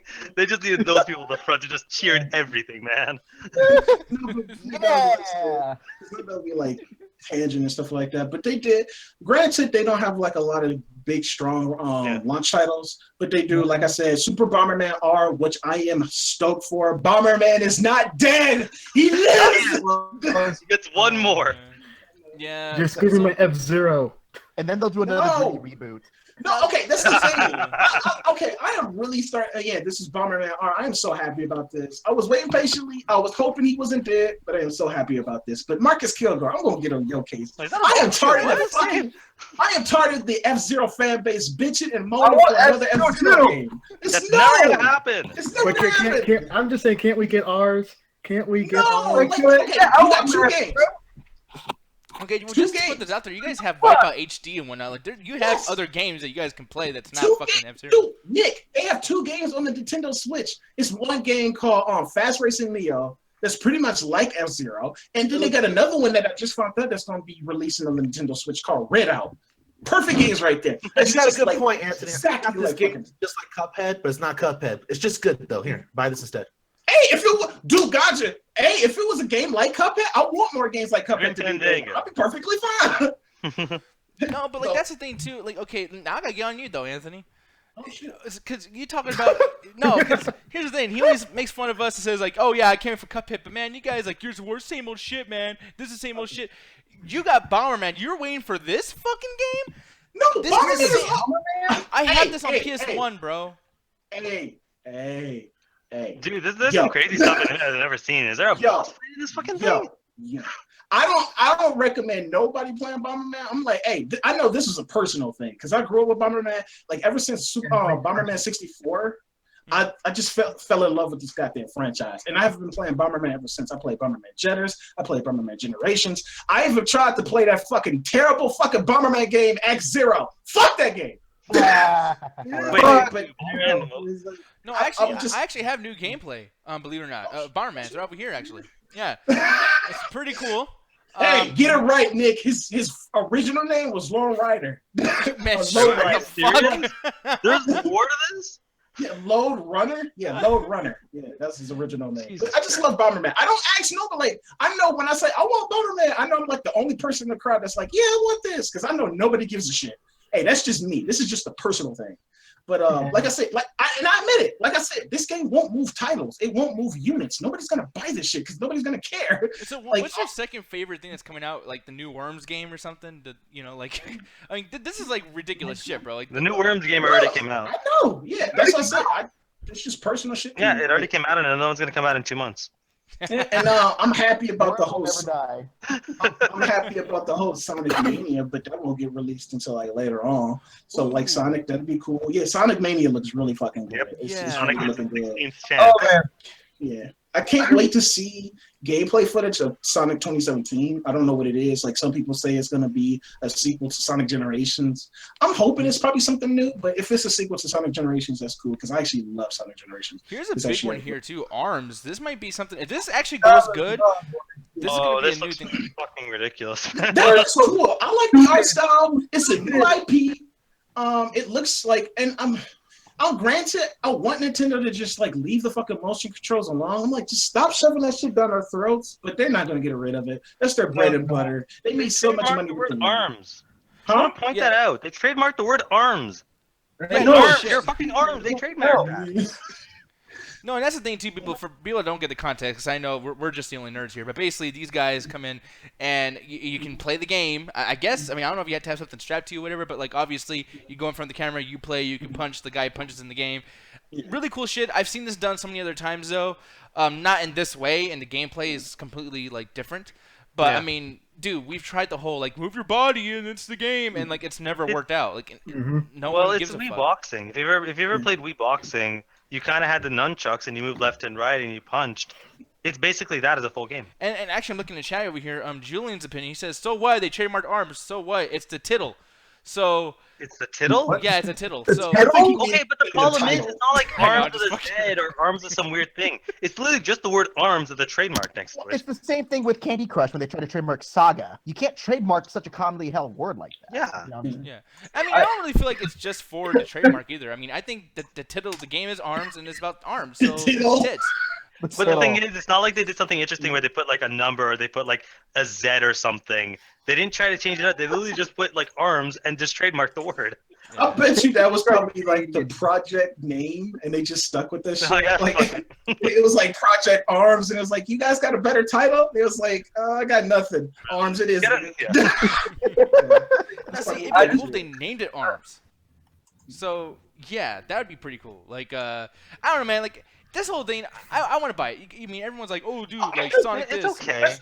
That's the thing. Like people shit on the console, and I get the pitfalls because this is the biggest like pitfall to me because I listen to Kind of Funny Games, and I can't remember his other name, but I know the other guy on there. His name is Tim Geddes, and he works for Kind of Funny Games. I think they used to work for Giant Bomb. Was it IGN? I can't remember what they did, and they spun off to do the wrong thing. But he's like the biggest Nintendo fanboy, like biggest Nintendo fanboy. Like he was like on top of the coverage when they had released Smash 4. He was like loving it, all the announcements. After this press conference, he was just like, man, I'm just so disappointed. I mean, he's like, all I wanted Nintendo to do was just talk to me. Why are they not being transparent with the specs or like more release games? It's kind of like these people feel like they're falling into the same pitfalls they did with the Wii U. Granted, it seems like they want a little bit more aggressive stuff, but they're being like transparent on a lot of things that we should know. Like maybe just give us like a straight up lineup of like a calendar of what games are going to come out, this, and this. Yeah. Give us the specs that people want to know. And The press conference too. It was just like it was really weird that they done it. Somebody had said they probably should have just did like a Nintendo Direct, and they probably would have just been a lot Basically easier. felt like a Nintendo Direct. Yeah. Honestly. So Okay, so what's the difference between Nintendo Direct and this? Because what I feel is that they didn't give you statistics because this, I almost fucked that shit up. I'm like, no, but you sounded it out. You're learning. Thank you. No, but like, this is an advertising thing, though, right? Like, I mean, they're not supposed to like get all super techno about it. That's what I thought, and that was my counterpoint too. That was my counterpoint too, Joe. But go ahead, Alan, I'm sorry. Oh no, sorry. No, I was gonna say, but the thing is, like, if this was at E3, if you think about when Xbox and Sony did it, it might not have been the very, very first one, but when they had it, within like the same year that the console was gonna line up, they had, of course, here's all the games, here's the services, but they also did a breakdown of the RAM, the CPU, the motherboard, the video card. They did all of that, and all we got from here was the console exists. Here's a bunch of games. Here's the release date. Okay, go home. Like, for me, the only thing I care, like, they showed me basically anything as far as that I'd want to know. The important thing for me is just the specs and the third-party lineup. That's the only thing I didn't get from this press conference. Yeah, and one thing too to end. Oh, go ahead. Somebody else about to say something. That was me. That was me. Okay. No, two things. Sorry, I've been talking already. It's so fucking nervous in here. One, I feel sorry for the people who get arms that somehow someone's gonna get in the hospital if you're getting hit in the face. and two, I at least got my 2 minutes of Reggie. Thank Jesus, because I didn't even make too. Like, I'm so happy. Like, they at least put America and European, whatever. But who's Reggie though? Yeah, Reggie Fils-Aimé. Nintendo had a Nintendo America. My body is ready. You seen the meme? He's a meme. He's just a meme. Don't worry. Oh, damn! I'm sorry. Let me change my panties really quick. Fucking Diane. What? Where the fuck you come from, brother? Goddamn. Mr. Adam. Nice to see you hiding. D-man. Yeah, man. Did you watch all this Nintendo bullshit? We're not gonna go through all of it again, but like, yeah, I watched the Nintendo thing, and for me personally, like, the last Nintendo thing I bought was a DS, and this has me interested. Nice. Like, so it has me interested. So I mean, that's saying something. Yeah, no, it has me interested too. Same. Yeah, by the way, too. I mean, it seems like they're more open to third party. It definitely seems. And no region lock too. That was a big key. Like, no more, like, if you imported games from Japan, like, you could just play it and without no problem. So that was really big in Nintendo, and like really mature of them too, because usually they have that type of title on there. But I will say this: the only big reason, like, for me as just an average consumer, the reason why I would go out to go and get a Nintendo Switch. I know people don't like ports, but Mario Kart 8 Deluxe, that looks really good. The battle mode looks cool. You got some new characters. I hope they add some new tracks. But like I said, I would be the one to buy Bomberman, and then they got the Sonic game coming on there, and the Mario game, Mario Odyssey, is like a big one for me because Mario 3D platformers. I know a lot of people said they didn't like 3D World on the Wii U, but I haven't played it, so I don't know. But he hasn't let me down. Like, Super Mario Galaxy was amazing. Super Mario 64 is one of my favorite games of all time. But one more ever forgetting, and I'm gonna make this main event this shit because I'm fucking mad. Oh shit! Go ahead. I'm just going. No, you should know. You should know this. I'll give you like 5 seconds. You better fucking get the shit, Mr. Developer. Wait, what was like a good one that you want to buy on the Nintendo Switch? No, a game that's coming out on Nintendo Switch. You're gonna fuck him the way he's looking right now. I know. He's trying to piss me off. This bullshit over here, man. The Cowboys. Super Mario Kart Deluxe. Yeah, I said it. I said Mario Kart Deluxe. I said Mario Kart. I wasn't listening, Alan or Anthony. Yeah, Anthony, it's your fault he wasn't listening. No, it's your fault. No, that looks cool. Like, no, that's fucking retarded. This is same. It's the same game. It's the same fucking game. But aren't they all the It's a same? game on a system nobody bought, and it has all the DLC plus new stuff. So it's like a Game of the Year edition on a new system. No, I'm so sick of people fucking being cool with ports. That whole Skyrim bullshit of like, it can play Skyrim. Have you not been playing this game for fucking like 8 years already? You fucking morons. The Mario Kart, probably not many people, because again, it was on a system that failed. At least this gives a chance for people when they have a game, they're like, okay, we can actually get something that we know it has some sort of, like, it's good on there. So Mario, who doesn't want to play Mario Kart? I agree with you, Nick. I agree with you about the Skyrim. Like, yeah, like, why are you excited about this? You can play this shit on the PC. But this is more, like, attractive for somebody that, like me, that, like, if you have Mario Kart, I recommend, like, protest this shit. Don't buy it. Like, don't buy this shit if you already have it on the Wii U. But for people that don't have it, this is attractive. This is an attractive offer. If you don't have the game, you can get all the DLC on the Switch. It's a reason to buy it, and you got new characters and stuff like that. It's an attractive business offer. So it's one of those situations where I just saw that it was more open to third party, in my opinion. Like the whole Skyrim thing, like I felt like there would be complainers anyways. Like if Skyrim wasn't on the Switch, people would be like, "Oh, where's Skyrim? I want it on the Nintendo Switch and PC." Like, well, so either way. Skyrim is completely different because Skyrim doesn't have the special edition. Doesn't have all the DLC, or it's just a base game. What? No, DLC. Doesn't. Okay, never mind. It's almost like Mortal Kombat XL, like how they, it's like it comes with the DLC, that kind of shit. But okay, yeah. But the thing that pisses me off though, it's just like in this day and age of like and I've had many Nintendo fanboys and people that are into like the new fucking like PC game and all that bullshit. They always talk shit about Call of Duty. It's the cool thing to do. Call of Duty. It's so bad. Same game every fucking year, and yet. People are excited. I haven't seen anyone talk shit about the fact that it's Mario Kart. For one, any Mario Kart, you put whatever fucking number on there, have any amount of time in between the game. Each one that comes out, it's the same fucking game before it, okay? And you guys can argue that shit all day. I can, and I will, and I'll do it right now. Yeah, no, fuck that. That shit's bullshit, dude. Fucking bullshit. But Mario Kart Double Dash is not the same thing as Mario Kart 8. Yeah, I know, it has a different title. No, it doesn't. It has a different game mechanic. Different title. So does Call of Duty, all the different games. They're all different. Yeah, they are. I'm just saying. Yeah, but fucking gotcha, my weed is stone cold at his height. Max is trying to dish my kush on the chat. I won't let this go down. No, but like it's just my frustration is like the big thing is Call of Duty is some bullshit and this game is some bullshit. And they keep doing this, keep doing that. Even you, Anthony, you get mad at fucking Gears of War. Oh, it's the same game from before. No, I never. No. Yeah. No, I never get. I just. What I always say is, I want variety. I don't get on them about like doing what they do. I just hope that I always say that I don't want them to keep doing the same thing over and over again. But if people like it, fine, kudos. I just wish we had variety. You can still have your Gears of War. That's why I said Overwatch was attractive to most people. That's probably why it was Game of the Year, because it was something a little bit different. So it's like not, and like granted, they do different things. Like Gears of War 3 is probably way different than Gears of War Judgment or whatever. Like I'm not dissing that, but I'm just saying just something else. Like the whole military thing. That's what I get mad about. This whole military shooter thing. Everything has to be gray. Everything has to be like brown and grayish and militarized shooters. Like that. No. Just no. Little Ragnarok. Oh shit, Little Ragnarok. Why you dissing my kush, bitch? I'll kill you in Austin. I will kill you. Fuck you, guys. You gonna fuck with my son, boy? I'll whoop your fucking ass, Ganja. I'm not gonna like that. Fuck with your son. I'm gonna get him so high he's gonna go see Saturn. You better apologize to Max. I'll kick you out of my fucking house. Max Landis. I can live on my own. Max, why don't you just stay with Uncle Anthony? Like, no, because he's been touching kids around the fucking block. Don't you be by yourself with Uncle Anthony. Oh boy, this is not yeah, oh my God. Uncle Anthony's the one you don't leave the little kids with because you know he gets handsy. Moving on, we're talking shit about Gears of War.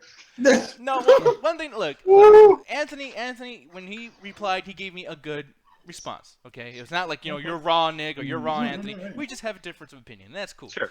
See, I love you, Nick. See, yeah. Friends. But my opinion is I fucking hate yours. Not.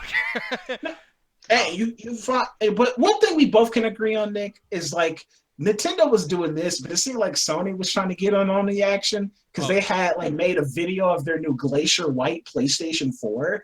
And this goes back to one of the things I like really, okay, now you can quote me on this. This is one thing I hate with like Sony, Xbox, or just the video game industry as well. More fucking hardware. More hardware. I don't need hardware. I know a lot of people always. Hardware, or is it just a new color? No, it's just a new color. I think you do that all the time. Like where it's the fuck just is that for one? Like I it's saw it. No, I think that's the wait. PlayStation This is a VR thing. Like that has nothing to do with that's not showing there. There we go. That's what it is. Second. It's the same console. It's the same console, but hey, PS4 Pro, waste more money on that. Well, again, it's for people that it's for the 5 people on Earth that don't have a PS4. And I know they're doing it because it's kind of we found one. It's kind of like Killer Instinct. It's kind of like what Sorry. I said about the whole Mario Kart 8 thing. Like, it's an attractive deal if you don't already have one. So I get that power play. Like, this is an attractive idea if you don't already have one. But it would be fucking like great if PlayStation or Xbox didn't do that shit like every fucking year. Like this new color, like fucking teraflops 4K. And I know a lot of people care about this stuff. I'm not dissing it. But it's just like, no, like this is nice. It's like having a nice toaster. Like, what can I play on it though? Like, it's just nice. No, Dude, Max. No, Here's Max. the thing. Am I gonna have to buy you this shit for Christmas, dude? I have a Say PS4. yes. Goddamn, I'm getting it myself. You can buy me a PS4. Are you sure? Are you old enough to work yet? Like, Hey, you just go to the PayPal account and give Portal Christmas. You haven't gone yet. PortalChris.com. yeah, why don't you make a Patreon, Max? it's I don't want to though. It's my day off, people. Pay me $5 because I want to enjoy my time. Let's see if we can beat our last record. Yeah, come on, I'm not people. saying nothing. Rally I'm up not the saying troops. You nothing. fucking asshole, Chris. Chris, you're a piece of fucking shit. Anyways, Super Mario Maker Odyssey is also Switch. I had that shit. Okay. Anthony. Okay, like the Mario thing look cool, but I gotta get on y'all for taking that L. The eyes on the head, blah blah blah blah blah. That shit is childish. You know. It's a Mario game. It I looks don't like give a fuck. it looks I like got a Minion, line blah blah where blah I blah. deal with too much kid shit. here buddy. we go again. Man, you take that shit to PBS Kid or fucking Nickelodeon Junior, man. Fuck that shit. It's a Mario game. This isn't a You fucking can I don't my think they're. dick, I don't think Birdman. they're their target audience. I don't think they go like, "Oh, the adults are gonna love the eyes on the head." That's racist. No, they cannot say that. that was really racist. That was fucking spot No, on, it's though. not That- racist. funny. It was funny, but still. It's not racist because Mr. Adams is a voice actor. Dude, so I he did can not do know it. Mr. Adams actually knew karate. That's fucking awesome. Okay, I'm Oh sorry. man! Plus, he's also a part Asian, so he can totally. Yeah, I love it so much. Yo, No, we'll make new game that's the same as old game, and you That's- buy. See, Nick, that's And that was my racist. counterpoint. I'm offended. That was by my. that. Oh, that was my whole counterpoint to the whole thing. Like I know, like '90s and Alan was like, "Yeah, I want the specs." And granted, I agree with you. Like they probably should be a little bit more transparent with that. Yeah. But that's like guys like your age. Like children are not gonna give a shit if this shit can run 1080p. They don't even know what the fuck that probably means. Like, okay, reiterate. Some kids are smart nowadays. They are smart. They watch YouTube videos and stuff like that. 60 frames per second. But They I don't think they listen to care about the 60 frames per second, 4K. I don't think they care about like this shit runs NVIDIA. I don't think they care too much. Yeah, So you're Nintendo is not targeting that wrong. on. Yeah. No. The no, one no. thing that I want them to expand upon, though, is that they said that they had a share button on the console. So does that mean they're going to be lenient on YouTube with copyright and all that? That's Some what I people want. were saying that. And I know Black Nerd Comedy had did a video where he was thinking that too. He was like, "Y'all gonna be lenient on that now?" Bullshit, Since y'all, they just y'all doing it? copyrighted Angry Joe just like 2 days ago Who for knows? trying to do a Switch video. Yeah. Oh, Angry Joe whining about Nintendo. Yeah, well, Sorry. you know, it was the other day, so Nintendo took down my video. Yeah. Man, he whined does it weekly. I will say Yeah, though. but- No, the one thing I will say is like, I mean, everyone has opinions about this, whatever, and we've been on video games a lot, so I know that we could probably say a lot more stuff. I'm noticing Adrian over there, you're all quiet. Justin, you're not as much into games. I'm gonna bring something that you guys could probably whoop ass on, because I would love to hear your guys' opinion.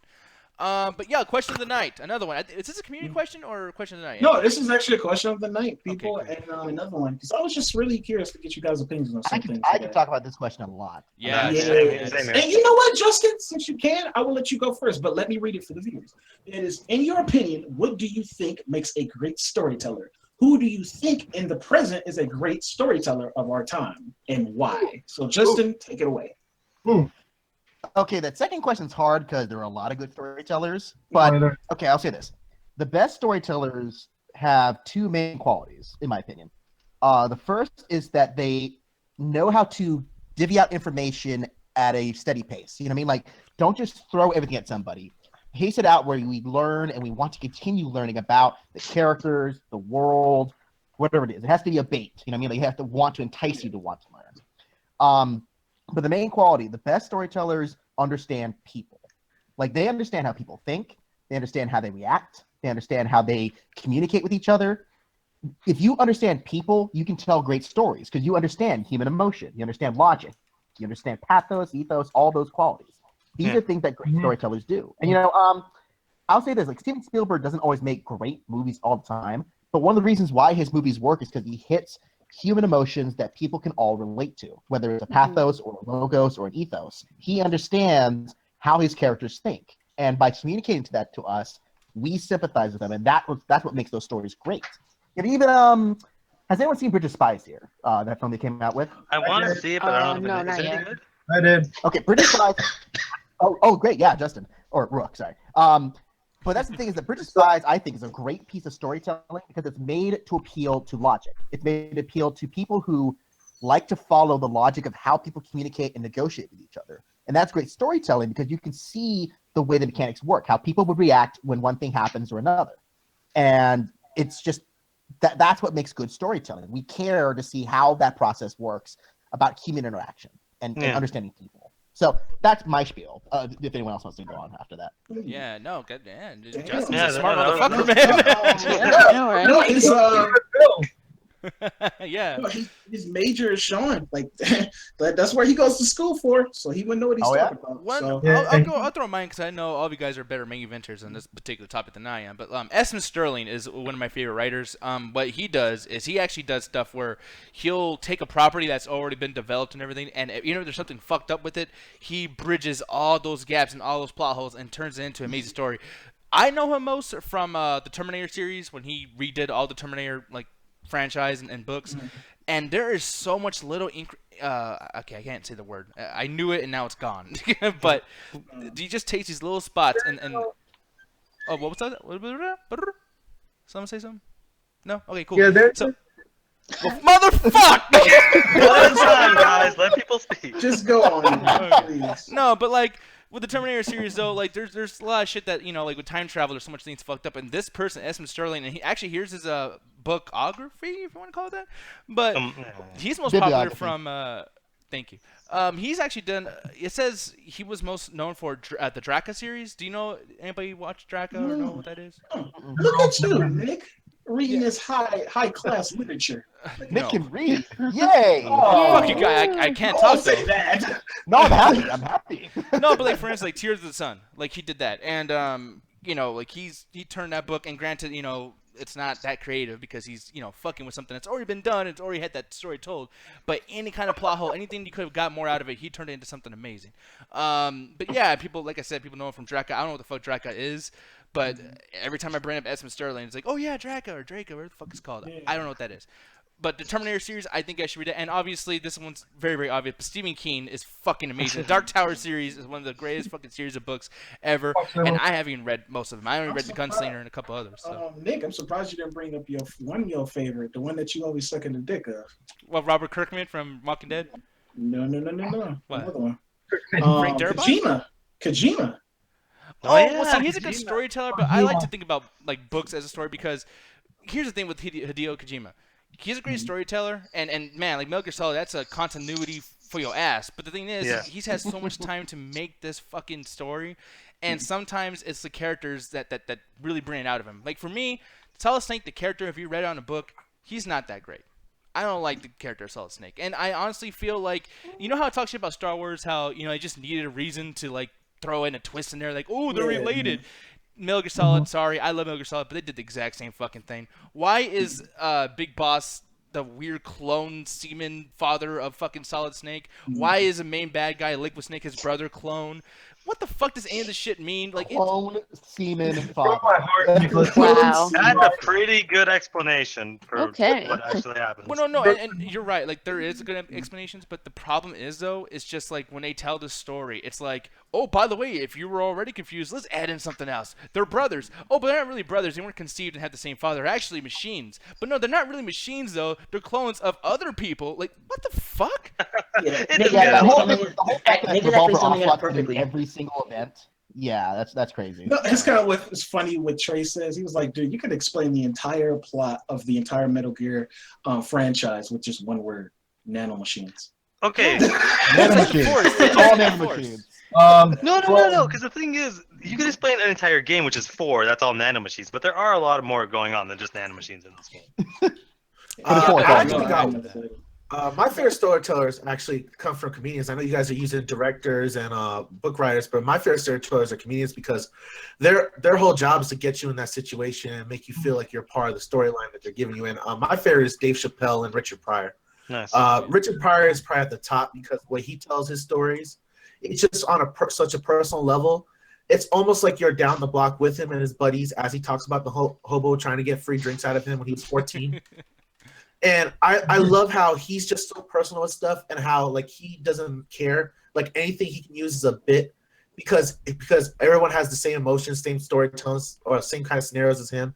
And he just brings you into his life. Like I remember when he opened up, I think it was I forgot which one of his stand-ups it was, but he actually came up after he set himself on fire, and he came up all quiet, everyone's silent and stuff. He comes walking up, he goes, pulls out a match. He goes, "This is me."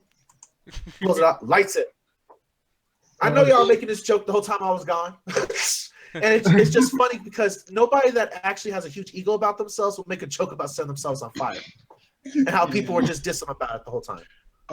Just reading the chat right now, Brandon, Bugs' husband, he has said in the chat, he was like, I always consider Stephen King a great storyteller. He develops his characters like no other because every time they die, you always care about them. Yeah, he kind of agrees with you. And to jump on that too, Brandon, just really quick, because that's what I was gonna say. Like, what Stephen King does is he makes you feel like you're in that world. Like, that's why the movies of Stephen King don't fucking work because it's simple, and you're trying to like impact all this shit that you wrote in this book into an hour and a half of a movie, and then have to rely on acting and all this shit. It's just like, yeah, it's just fuck that. Like, it's better in the book because you have full control. They work better when they're either based on short stories or if they're in TV shows. Yeah. Like No, they're not. Have you ever seen the Dome? Okay, the Dome is the exception, but I mean like 11, 22, 63, and Shawshank. Those are based on shorter material that they expanded into longer forms. Yeah. Like, That's so bad.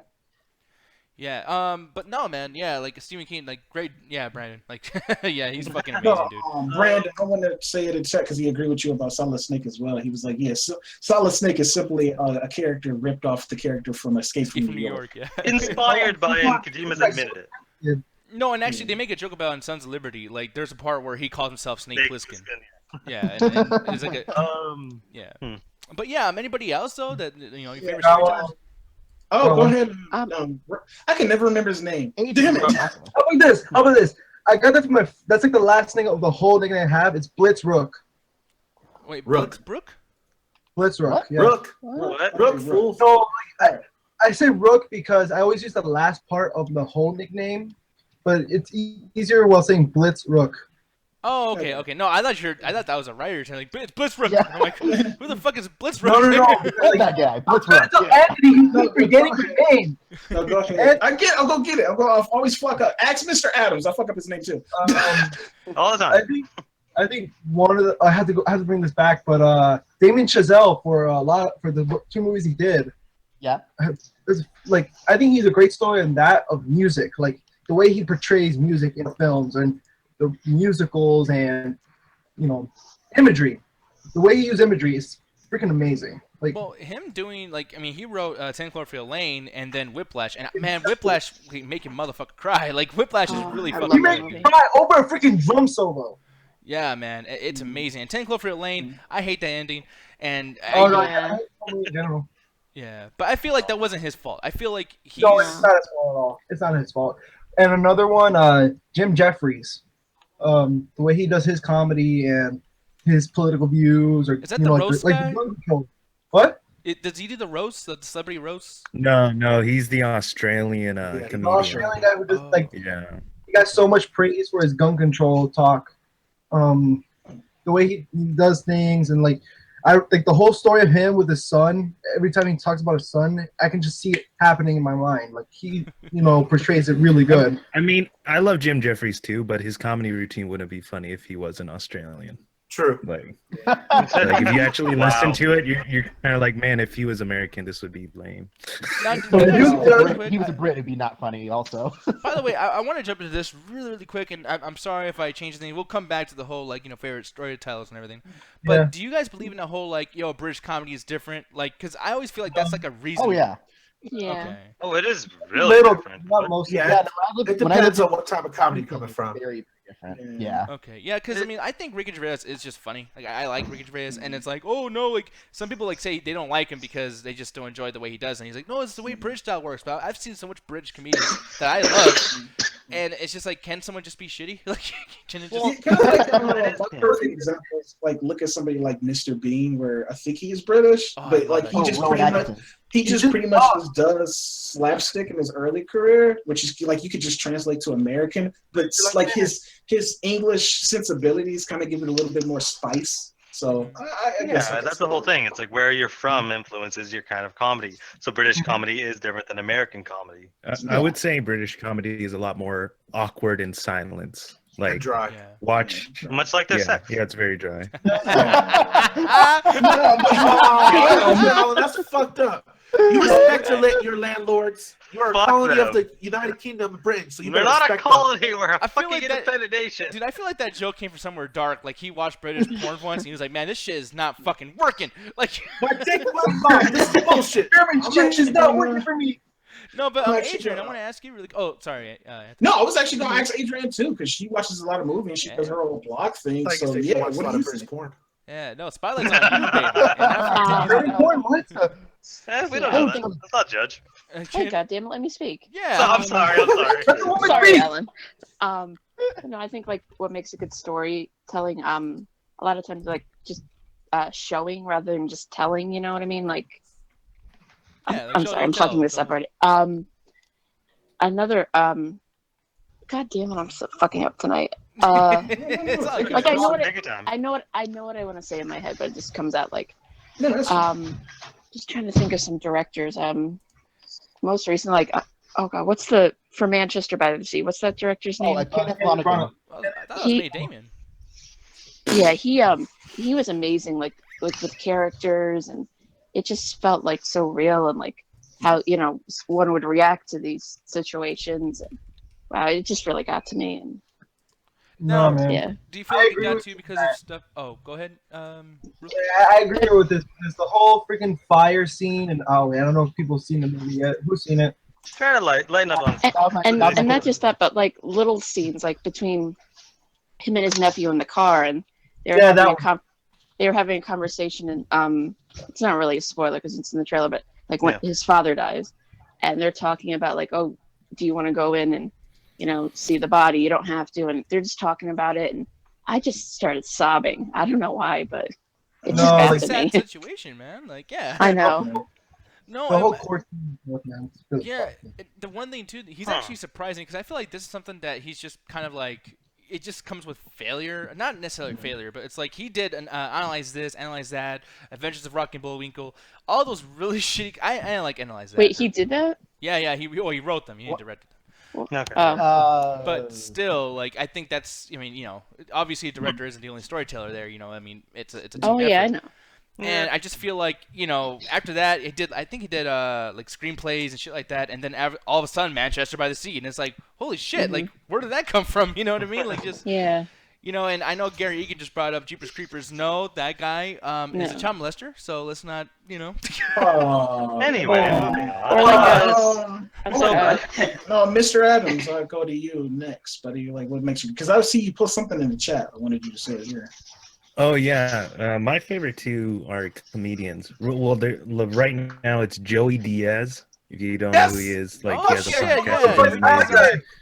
Like Joey Diaz, like is great at storytelling, but also Bill Burr is also amazing because he has a podcast Bill Burr.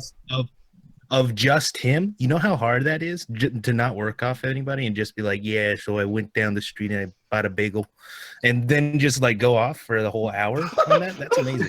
I just like the way he did Bill Burr right now. Just Yeah, I picture Bill Burr talking shit about the I bingo got right a fucking, afterwards. I got a fucking bagel, and the motherfucker was like looking at me like motherfucking. Damn, Nick just like jizzed all over his computer screen. You went up 10 points in his book. Yeah, He's dude. like, yeah. And then when he first came in, my panties were wet. So I mean, we're gonna get married by next week. It's fucking crazy.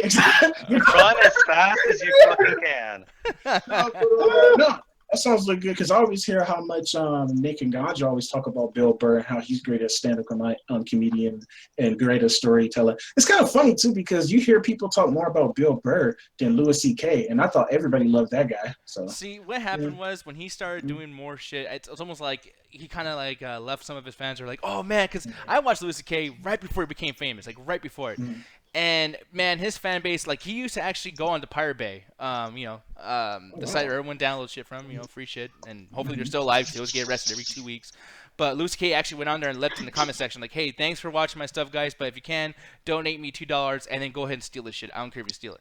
Like, you know what I mean? Nice. Yeah. I would say like Joey Diaz is definitely better than like any comedian right now with storytelling. But it's just that his age, and he talked about this in his podcast, he could be bigger. Like, honestly, he could be bigger than Louis C.K., I think. But it's just that he's older and he likes it a little bit quieter and he's a little bit more laid back. But, I mean, Joe Rogan talks about him. He thinks Joey Diaz is the greatest comedian alive right now. That's what Joe Rogan thinks. Yeah, and, well, I mean, there are really good friends too. Like, because here's the thing: I love Joe Rogan, but like, there's situations where he came on and Kevin Smith came on recently, and they're just talking about like how bad Yoga Hosers was. Then Joe Rogan's like, "No, you're like one of the greatest like directors, like one of the greatest." Like, I was like, "Motherfucker, did you not see Yoga Hosers? Like, really? Did you not see Tusk?" Yeah, it's kind of crazy, and like I know Joey Diaz is a big. Not the Cop Out. Yeah, Cop Out wasn't that bad. Oh, fuck Cop Out. Oh, I didn't know what Cop Out. Oh, come on! If we're talking about on that fucking list, Tusk, Yoga Hosers, and Cop Out's a fucking masterpiece. That's true. I don't know, but I mean, that's what I'm saying though. It just depends. I mean, I like Joey Diaz a lot too, but I just feel like lots of people. Man, Julian, you fucking are hilarious. Anyways, I was gonna go give mine. I don't have a specific example because I see a lot of different people do it, but I always say like the greatest, great storytellers is always the ones that make me, when I go into their store or go into their movie, I come out and like, I didn't think about that way. Or they just give me a whole different perspective on how the situation is, like, especially like a negative one, and they like change my mind to actually be like, it's positive, or like a positive situation actually make it look like it's negative. Like off the top of my head, I think of something like Black Mirror, where they take a concept where I know, Nick, you don't like it, but they take a concept of, technology, the future, and this whole idea of something that everybody knows, something that everybody fantasizes about, pop culture. We always think about what's the future going to look like. They take that simple idea and kind of just switch it and flip it and just like, oh yeah, everybody always puts technology or the future in a positive light. How is it going to actually help humanity? Black Mirror said, the writer, I can't remember his name. I really wish I knew his name so I can give him Charlie Brooker. Thank you. But he takes that and just says, what about I wouldn't say the Black Mirror, the negative reflection of what the future would look like, but how it could be interpreted as bad or this way. And I just love that whole aspect of just like something that we look at and marvel at.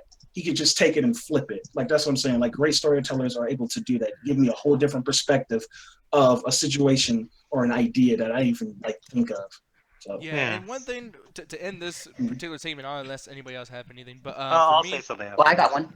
Okay, I'll say mine for last. Alan, you go ahead, and then next is my boy, Little Ragnarok. But go ahead, Alan. Okay. So the thing about storytelling, as a writer, one of the challenges is trying to make a character that not only feels real, but at the end of the day, tell a story. Because you can't have just a story that focuses all on one character. You got to build this world for why this character is the way they are. And to me, what I look for in storytelling is, why is a character, like, how are you developing your character, and how is your character living in this world, and how is this world manipulated by what the character's actions are, and vice versa? Like, how is this world changing the character, and does it make sense? So when I looked at something, I look to, for good storyteller, I look to Christopher Nolan and Jonathan Nolan. I think what they do. Say that shit. But go ahead. Okay, the thing is though, what they do is they take, even if it's not their own stuff like Batman or Westworld, they take it and they not only flesh out the world, they also make it influence and build the characters and vice versa. So like, in The Dark Knight, that's Christopher Nolan's Batman. That's not Batman from a specific comic book. He created this world and then created Batman to fit in this world. And then you have Jonathan Nolan creating a show. If you look at Jonathan Nolan's work, Westworld and Person of Interest, all these stories have the main character there that influences the world and vice versa. And to me, that's what really makes good storytelling, is is the main character being set within the universe. And I think one of the best writers is a writer that I just recently looked up, Casper Knight. He he made this book called Book One, Ender's Gate, and it blew me away. And I had no idea that this book existed. So when I read it, it really inspired me to create more. Yeah, no, and that's the thing too. I've seen how you write and whatnot. And you're very like environment. I don't want to say it because I think I'm gonna say it in the wrong way, but like environmental writer. You know what I mean? Like it's about everything, kind of like how Stephen King does. Except Stephen King will make it where it's like he'll have 4 pages about fucking tree, and I'm like, what the fuck am I reading? Like, great world building. Like really. Yeah, world building is really important. Yeah, that's the word I was looking for, Anthony. But little writer rock. How about you, man? Your favorite writer is probably Stephanie McMahon, huh? I got that reference. Okay. I do have a writer. I do have a writer in mind, and the reason why I choose this writer, this storyteller, is because I feel he's really underrated. He's told really personal stories, and his characters feel so alive and so personal that you want to follow them. So, and there's this one movie that he did, where it's this guy. He finds out his girlfriend's having an affair, and it's really tragic how he doesn't like even know about it. And he's one of the best storytellers. And I just say his name, Tommy Wiseau. Fuck you. All right, man. Why can't you say Zack Snyder? So fuck the show. We're done. Because Zack Snyder's not a good storyteller. Listen to that broken internet the whole time just to hear that shit. End the show, Nick. Oh my god. No, Max, give me a real answer before I fucking ground your ass again. Yes, ground him, not groundation, people, fuckers. Anyway. Tommy Wiseau. Are you being serious? At this point, he's just No, I'm not being serious. Okay, I'm about to say, motherfucking crazy. gonna gang up on you and destroy you. I know, man. Hey, Max, man, me and you buddies, but I can't save you from this one, bro. Listen, Max, you're good. You're on your as own. long as you don't hit that chase level, you're fine. Hey. Yo, man, I got a story about. Yeah. Oh man, damn it! I should have made that as a joke. Fuck. Yeah. Casper Knight was a joke, and nobody fucking remembered it. Oh man, damn, the chat's fucking crazy. They're gonna fucking losing it right now. No, but Max, go ahead, man. Give me yours really quick, brother. Well, if I had to pick a good storyteller, it would have to be Kenneth Branagh, and the way he interprets the not Romeo and Juliet, Shakespeare stories. And I feel like he's one of the better storytellers because he just makes things so big and so epic, and that's what I like about him. I like storytellers that can do that, just make everything feel so big. Yeah, no, and I don't mind those types of stories, but it's just something I'm not used to doing, used to watching. So I don't know. I mean, like same thing like shows like Penny Dreadful, for instance. I don't know who the writer is with that, but he does like Shakespearean type of shit. In a sense. Yeah. Wait, what's his name, Justin? John Logan. John Logan. Okay. Yeah, but like the way he tells the story, it's like it has to be like a slow burn. Like I had to like slowly get into it, and sometimes I just don't have the patience to do it. But I appreciate those guys who do that though, because it's obviously something that not everyone's gonna just walk in and enjoy it right away. But my last storyteller, and it's not someone who writes or does anything. He maybe does. I don't know what his personal life is, but co-host 3000. I missed that motherfucker. Me too, man. No, co-host 3000. This dude would do a story. I mean, I remember. I think Jesse Shady Baby.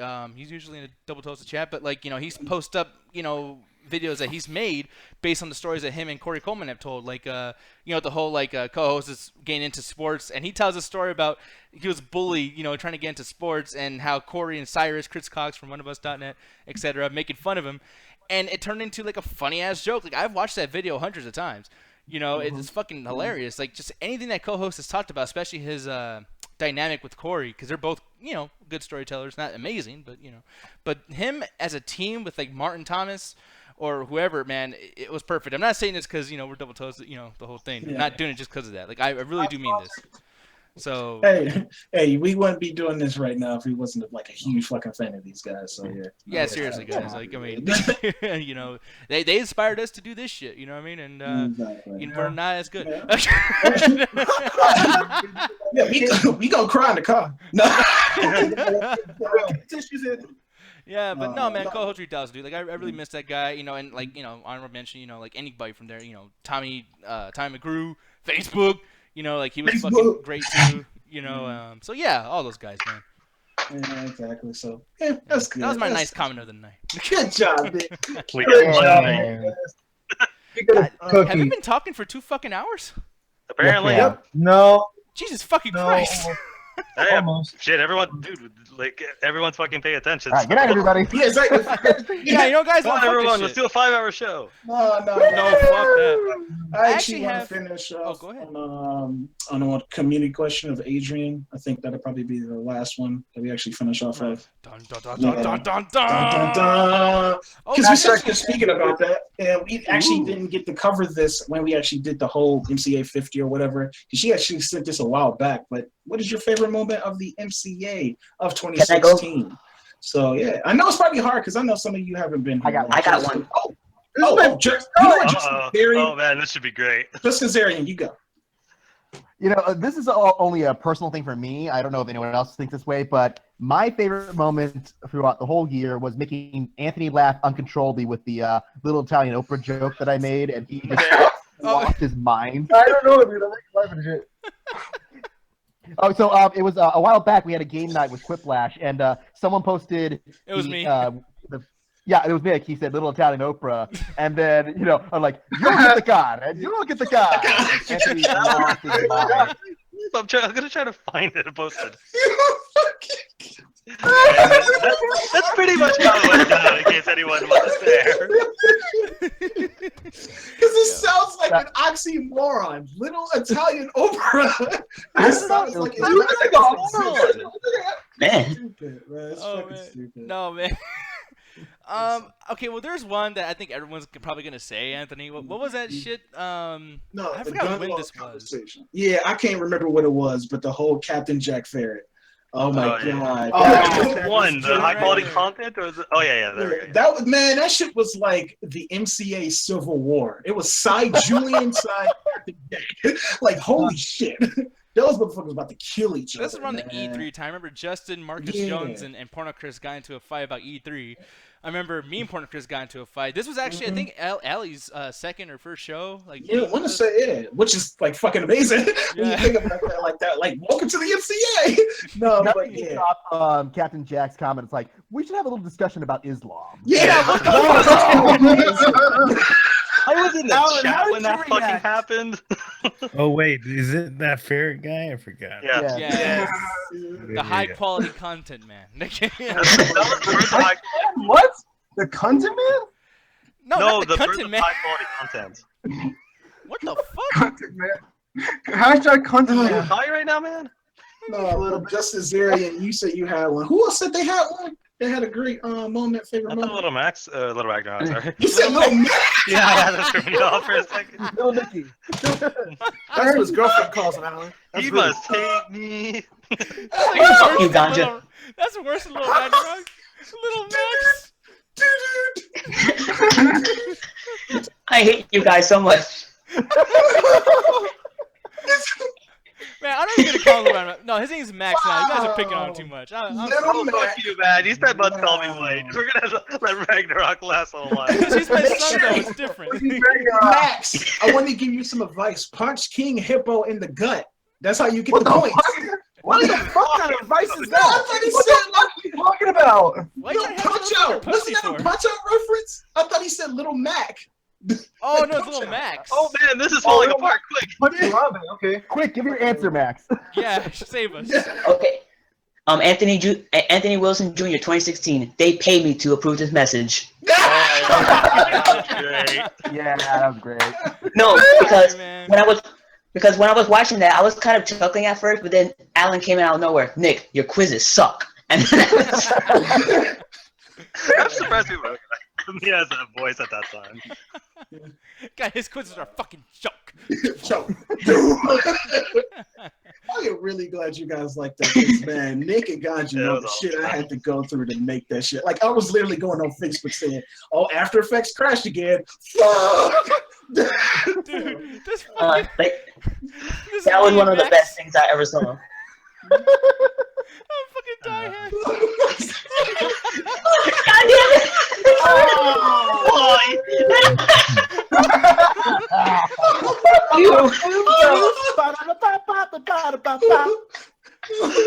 I'd like to thank myself for making that fuck up and making that work. I'm just thinking like me and Max. No! Oh, let's go, Max. Come on, the Midnight Chat Attack.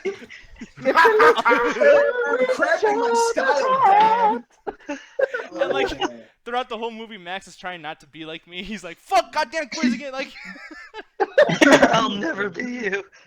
I want to hear Nick talking Goofy's voice. That'll be the best. Like, it's a Ragnarok. oh, there's another quiz. Oh man, that's bad. What was that? Alan, you have a favorite moment? Yeah, I think I'm always a huge fan of hearing you guys after parties at DT, and I think one of the moments I was dying laughing was when Ganja was describing how he left Julian in the middle of the fucking woods, like when he was taking a leak. That story is fucking amazing. And then Julian being in the call, kind of like, well, dude, like fucking, you left me out there, man. Like.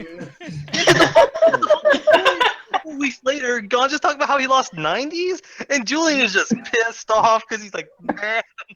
Brought him back to like, yeah. I'm not good at the buddy system. What can I say? God just gonna get someone killed, I swear. I know, man. Ganja should start in Taken 4, man, and it would make everyone would get it. No, it's funny too, man. No shit. No, but it's funny because like that night, man, I was on Facebook and Diz Rockshaw, he goes up there on Facebook saying like, yeah, man, I got hit by a truck. And, he's high. He didn't want to, like, write out a whole sentence or whatever. So I actually thought this motherfucker, somehow Ganja was involved in getting this motherfucker hit by a truck. And I'm like, oh, fuck. And then, meanwhile, I get a Google Hangouts call from 90s. I didn't even answer that shit because I'm like, I don't know what the fuck's happening. I don't know. Fuck you, you should have done that. Yeah, and then I find out the next day, 90s was calling for help because he's lost in someone's car. Damn it, that sounds like a Harold Kumar movie. Yeah, man. It was That like, shit just kept getting progressively worse. And High in the worse middle of the and woods. worse. I'm like, wow. And like the funny thing about it is like 90s being on the Double Toasted show, the guys are calling the show like, yeah, it was in somebody's car, I was just so curious about it. Just like, I think hands down, my favorite MCA moment was before Allie came on as a permanent host when her mom chastised us for like 30 minutes for cursing about a topic. Oh, yeah, she came on the show and said, y'all need to stop cussing so much. That's hilarious. Yeah, we were cussing. Yeah. And it's funny because Jenna was in here, and she put on her perfect telemarketer voice, like, well, excuse me, miss, I do not need to cuss. And then Kimberly was in here, too, Bugs, I think, right? Or was she in here at the time? No, I don't know. I don't know if Kimberly, maybe Bugs was in here. I can't remember. But I know, yeah, Jenny was in here trying to hack all high and mighty and shit like that. They even called her out for that shit on the show, like, no, you the only one that's trying to act high and mighty. Cut that shit out. No, and then Tay was in there, and Tay was just like, I do not want to be. Oh, yeah. Do not talk shit to me. Do not talk shit to me. Do not talk shit to me. She was like, yeah, I did not come here to get a lecture. Yeah, exactly. She was like, I didn't come to the MCA for a lecture. Like, I didn't come here for this. Like, and then 10 minutes later, I didn't come here for a lecture.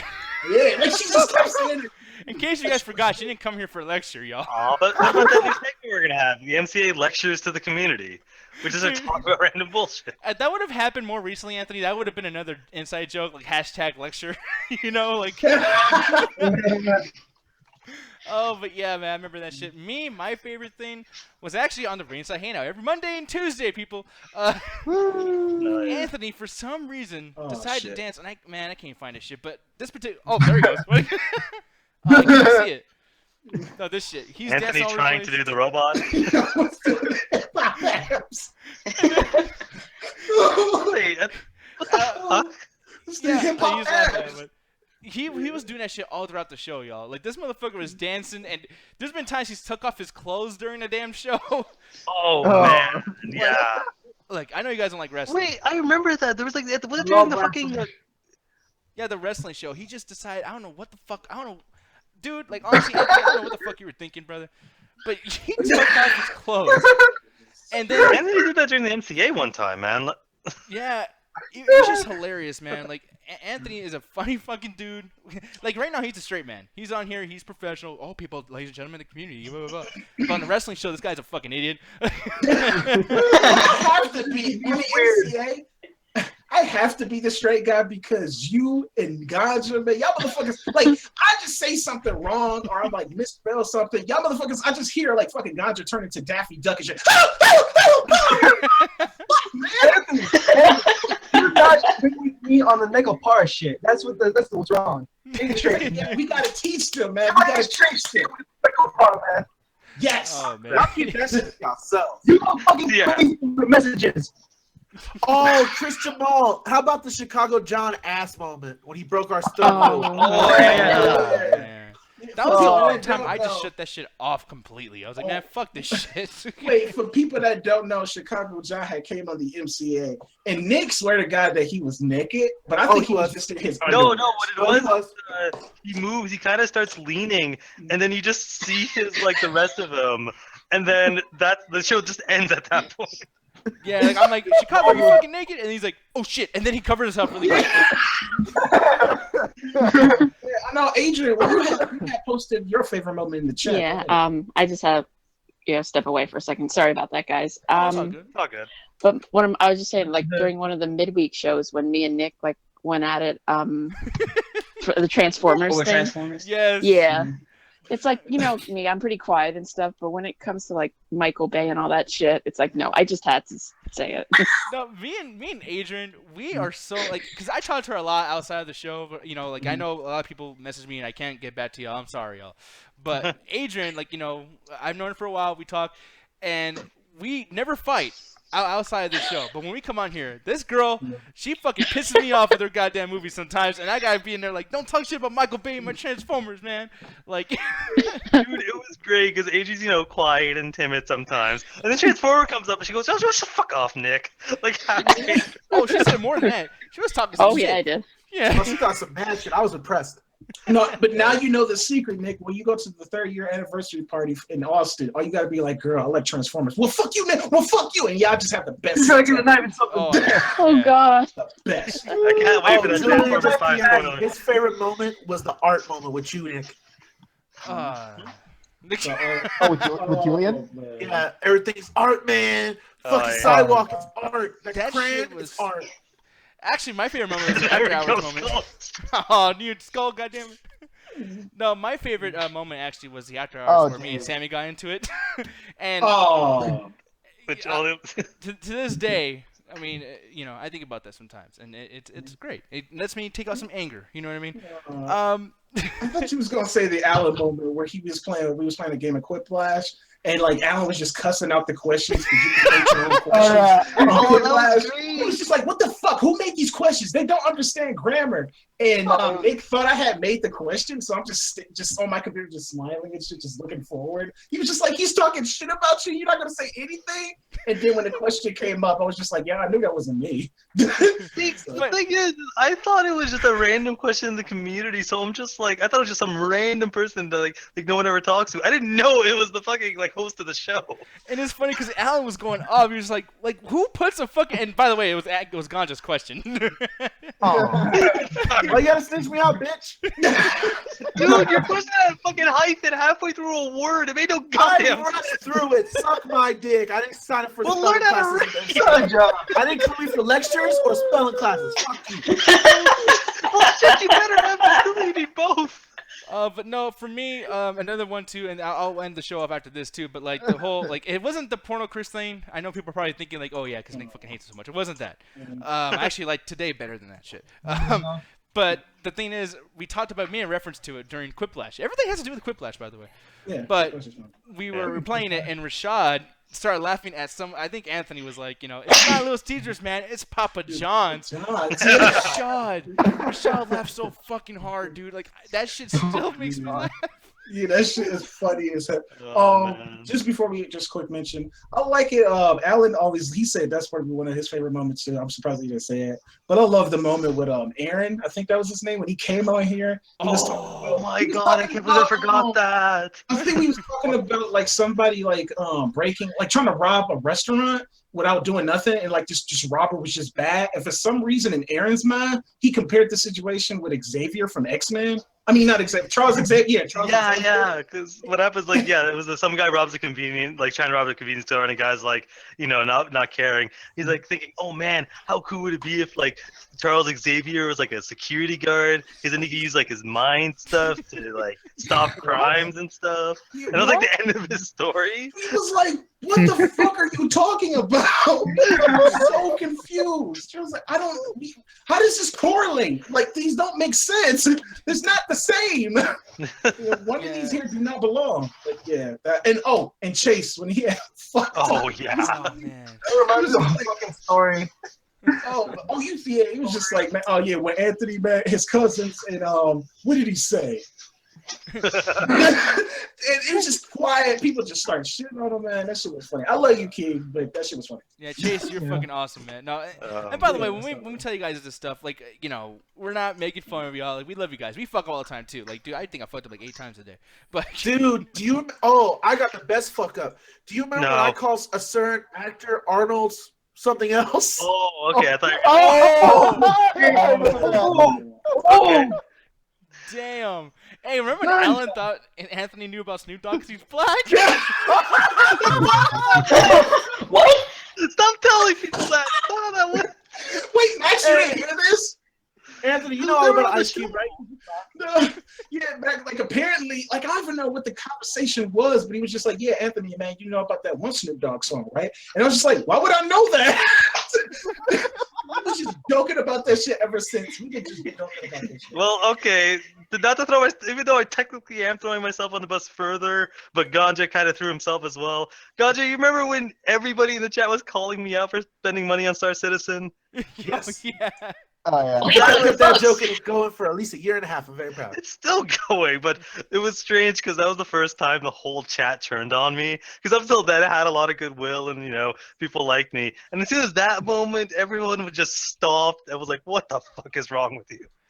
That's almost as bad as when you were talking about Black Panther. We all jumped on you too. We're just like, it's Black Panther. He'll be in the movie. That was my third time was on the MCA too. Yeah. One thing too, and really quick, and this is something like, man, people come to this particular episode if you want to know all the side jokes and shit, or the inside jokes, but like, fucking the Beatles, bro, like, and the Kendrick Lamar thing. That was like one of our first real arguments, and man, that's when people that's when I turned heel. That was when Nick is hated forever. Nick, you think that one was like, okay, which one is worse, the Beatles one or that Civil War one? Ooh, Civil War, because even Justin got mad. Man, that Civil War was I gotta see that. I gotta see that Civil War one. Oh, man. That shit was bad. Because that was way before I got in. Yeah, there's a long story behind that. That's all the way, bitches.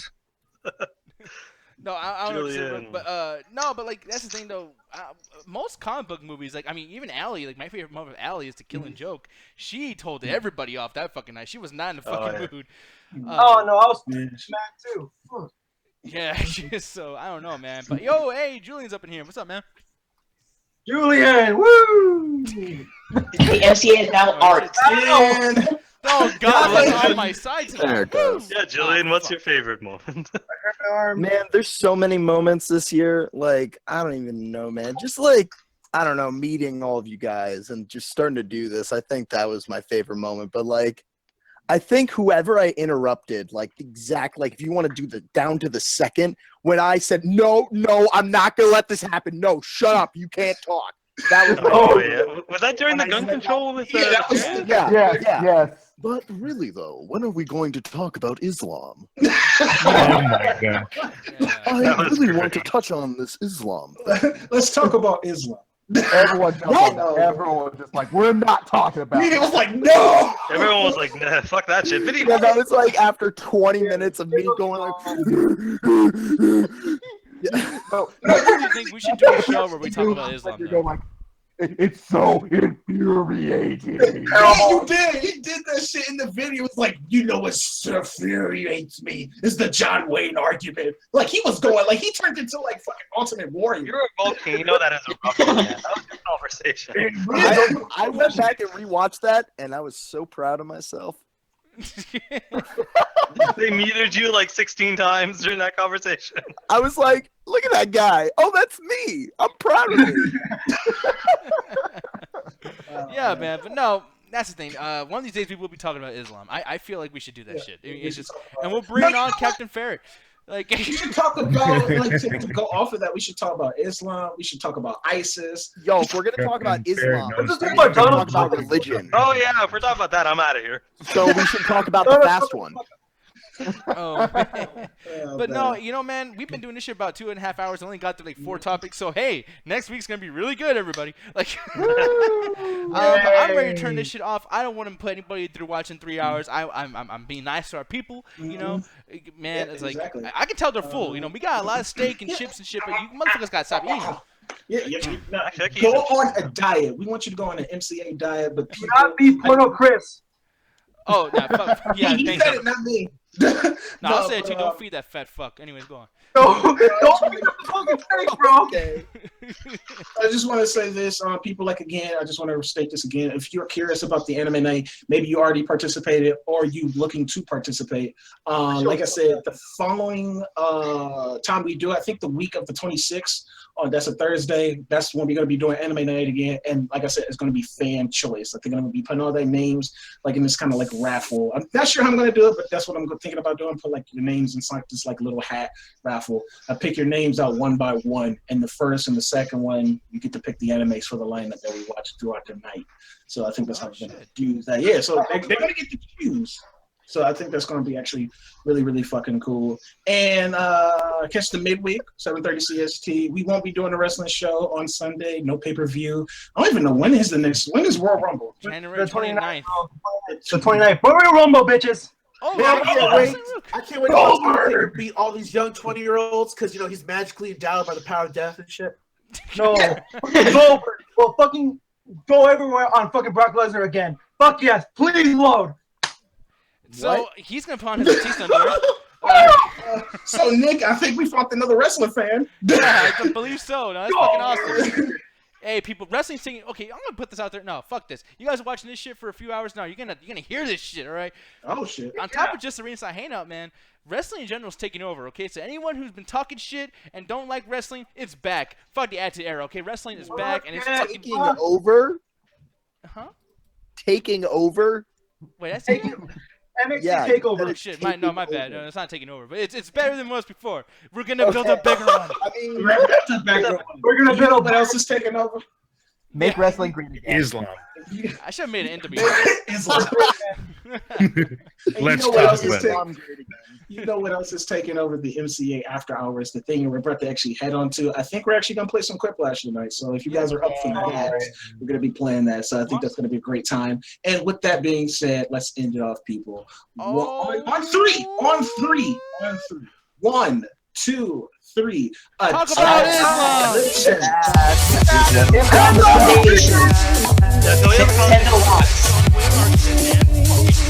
Help.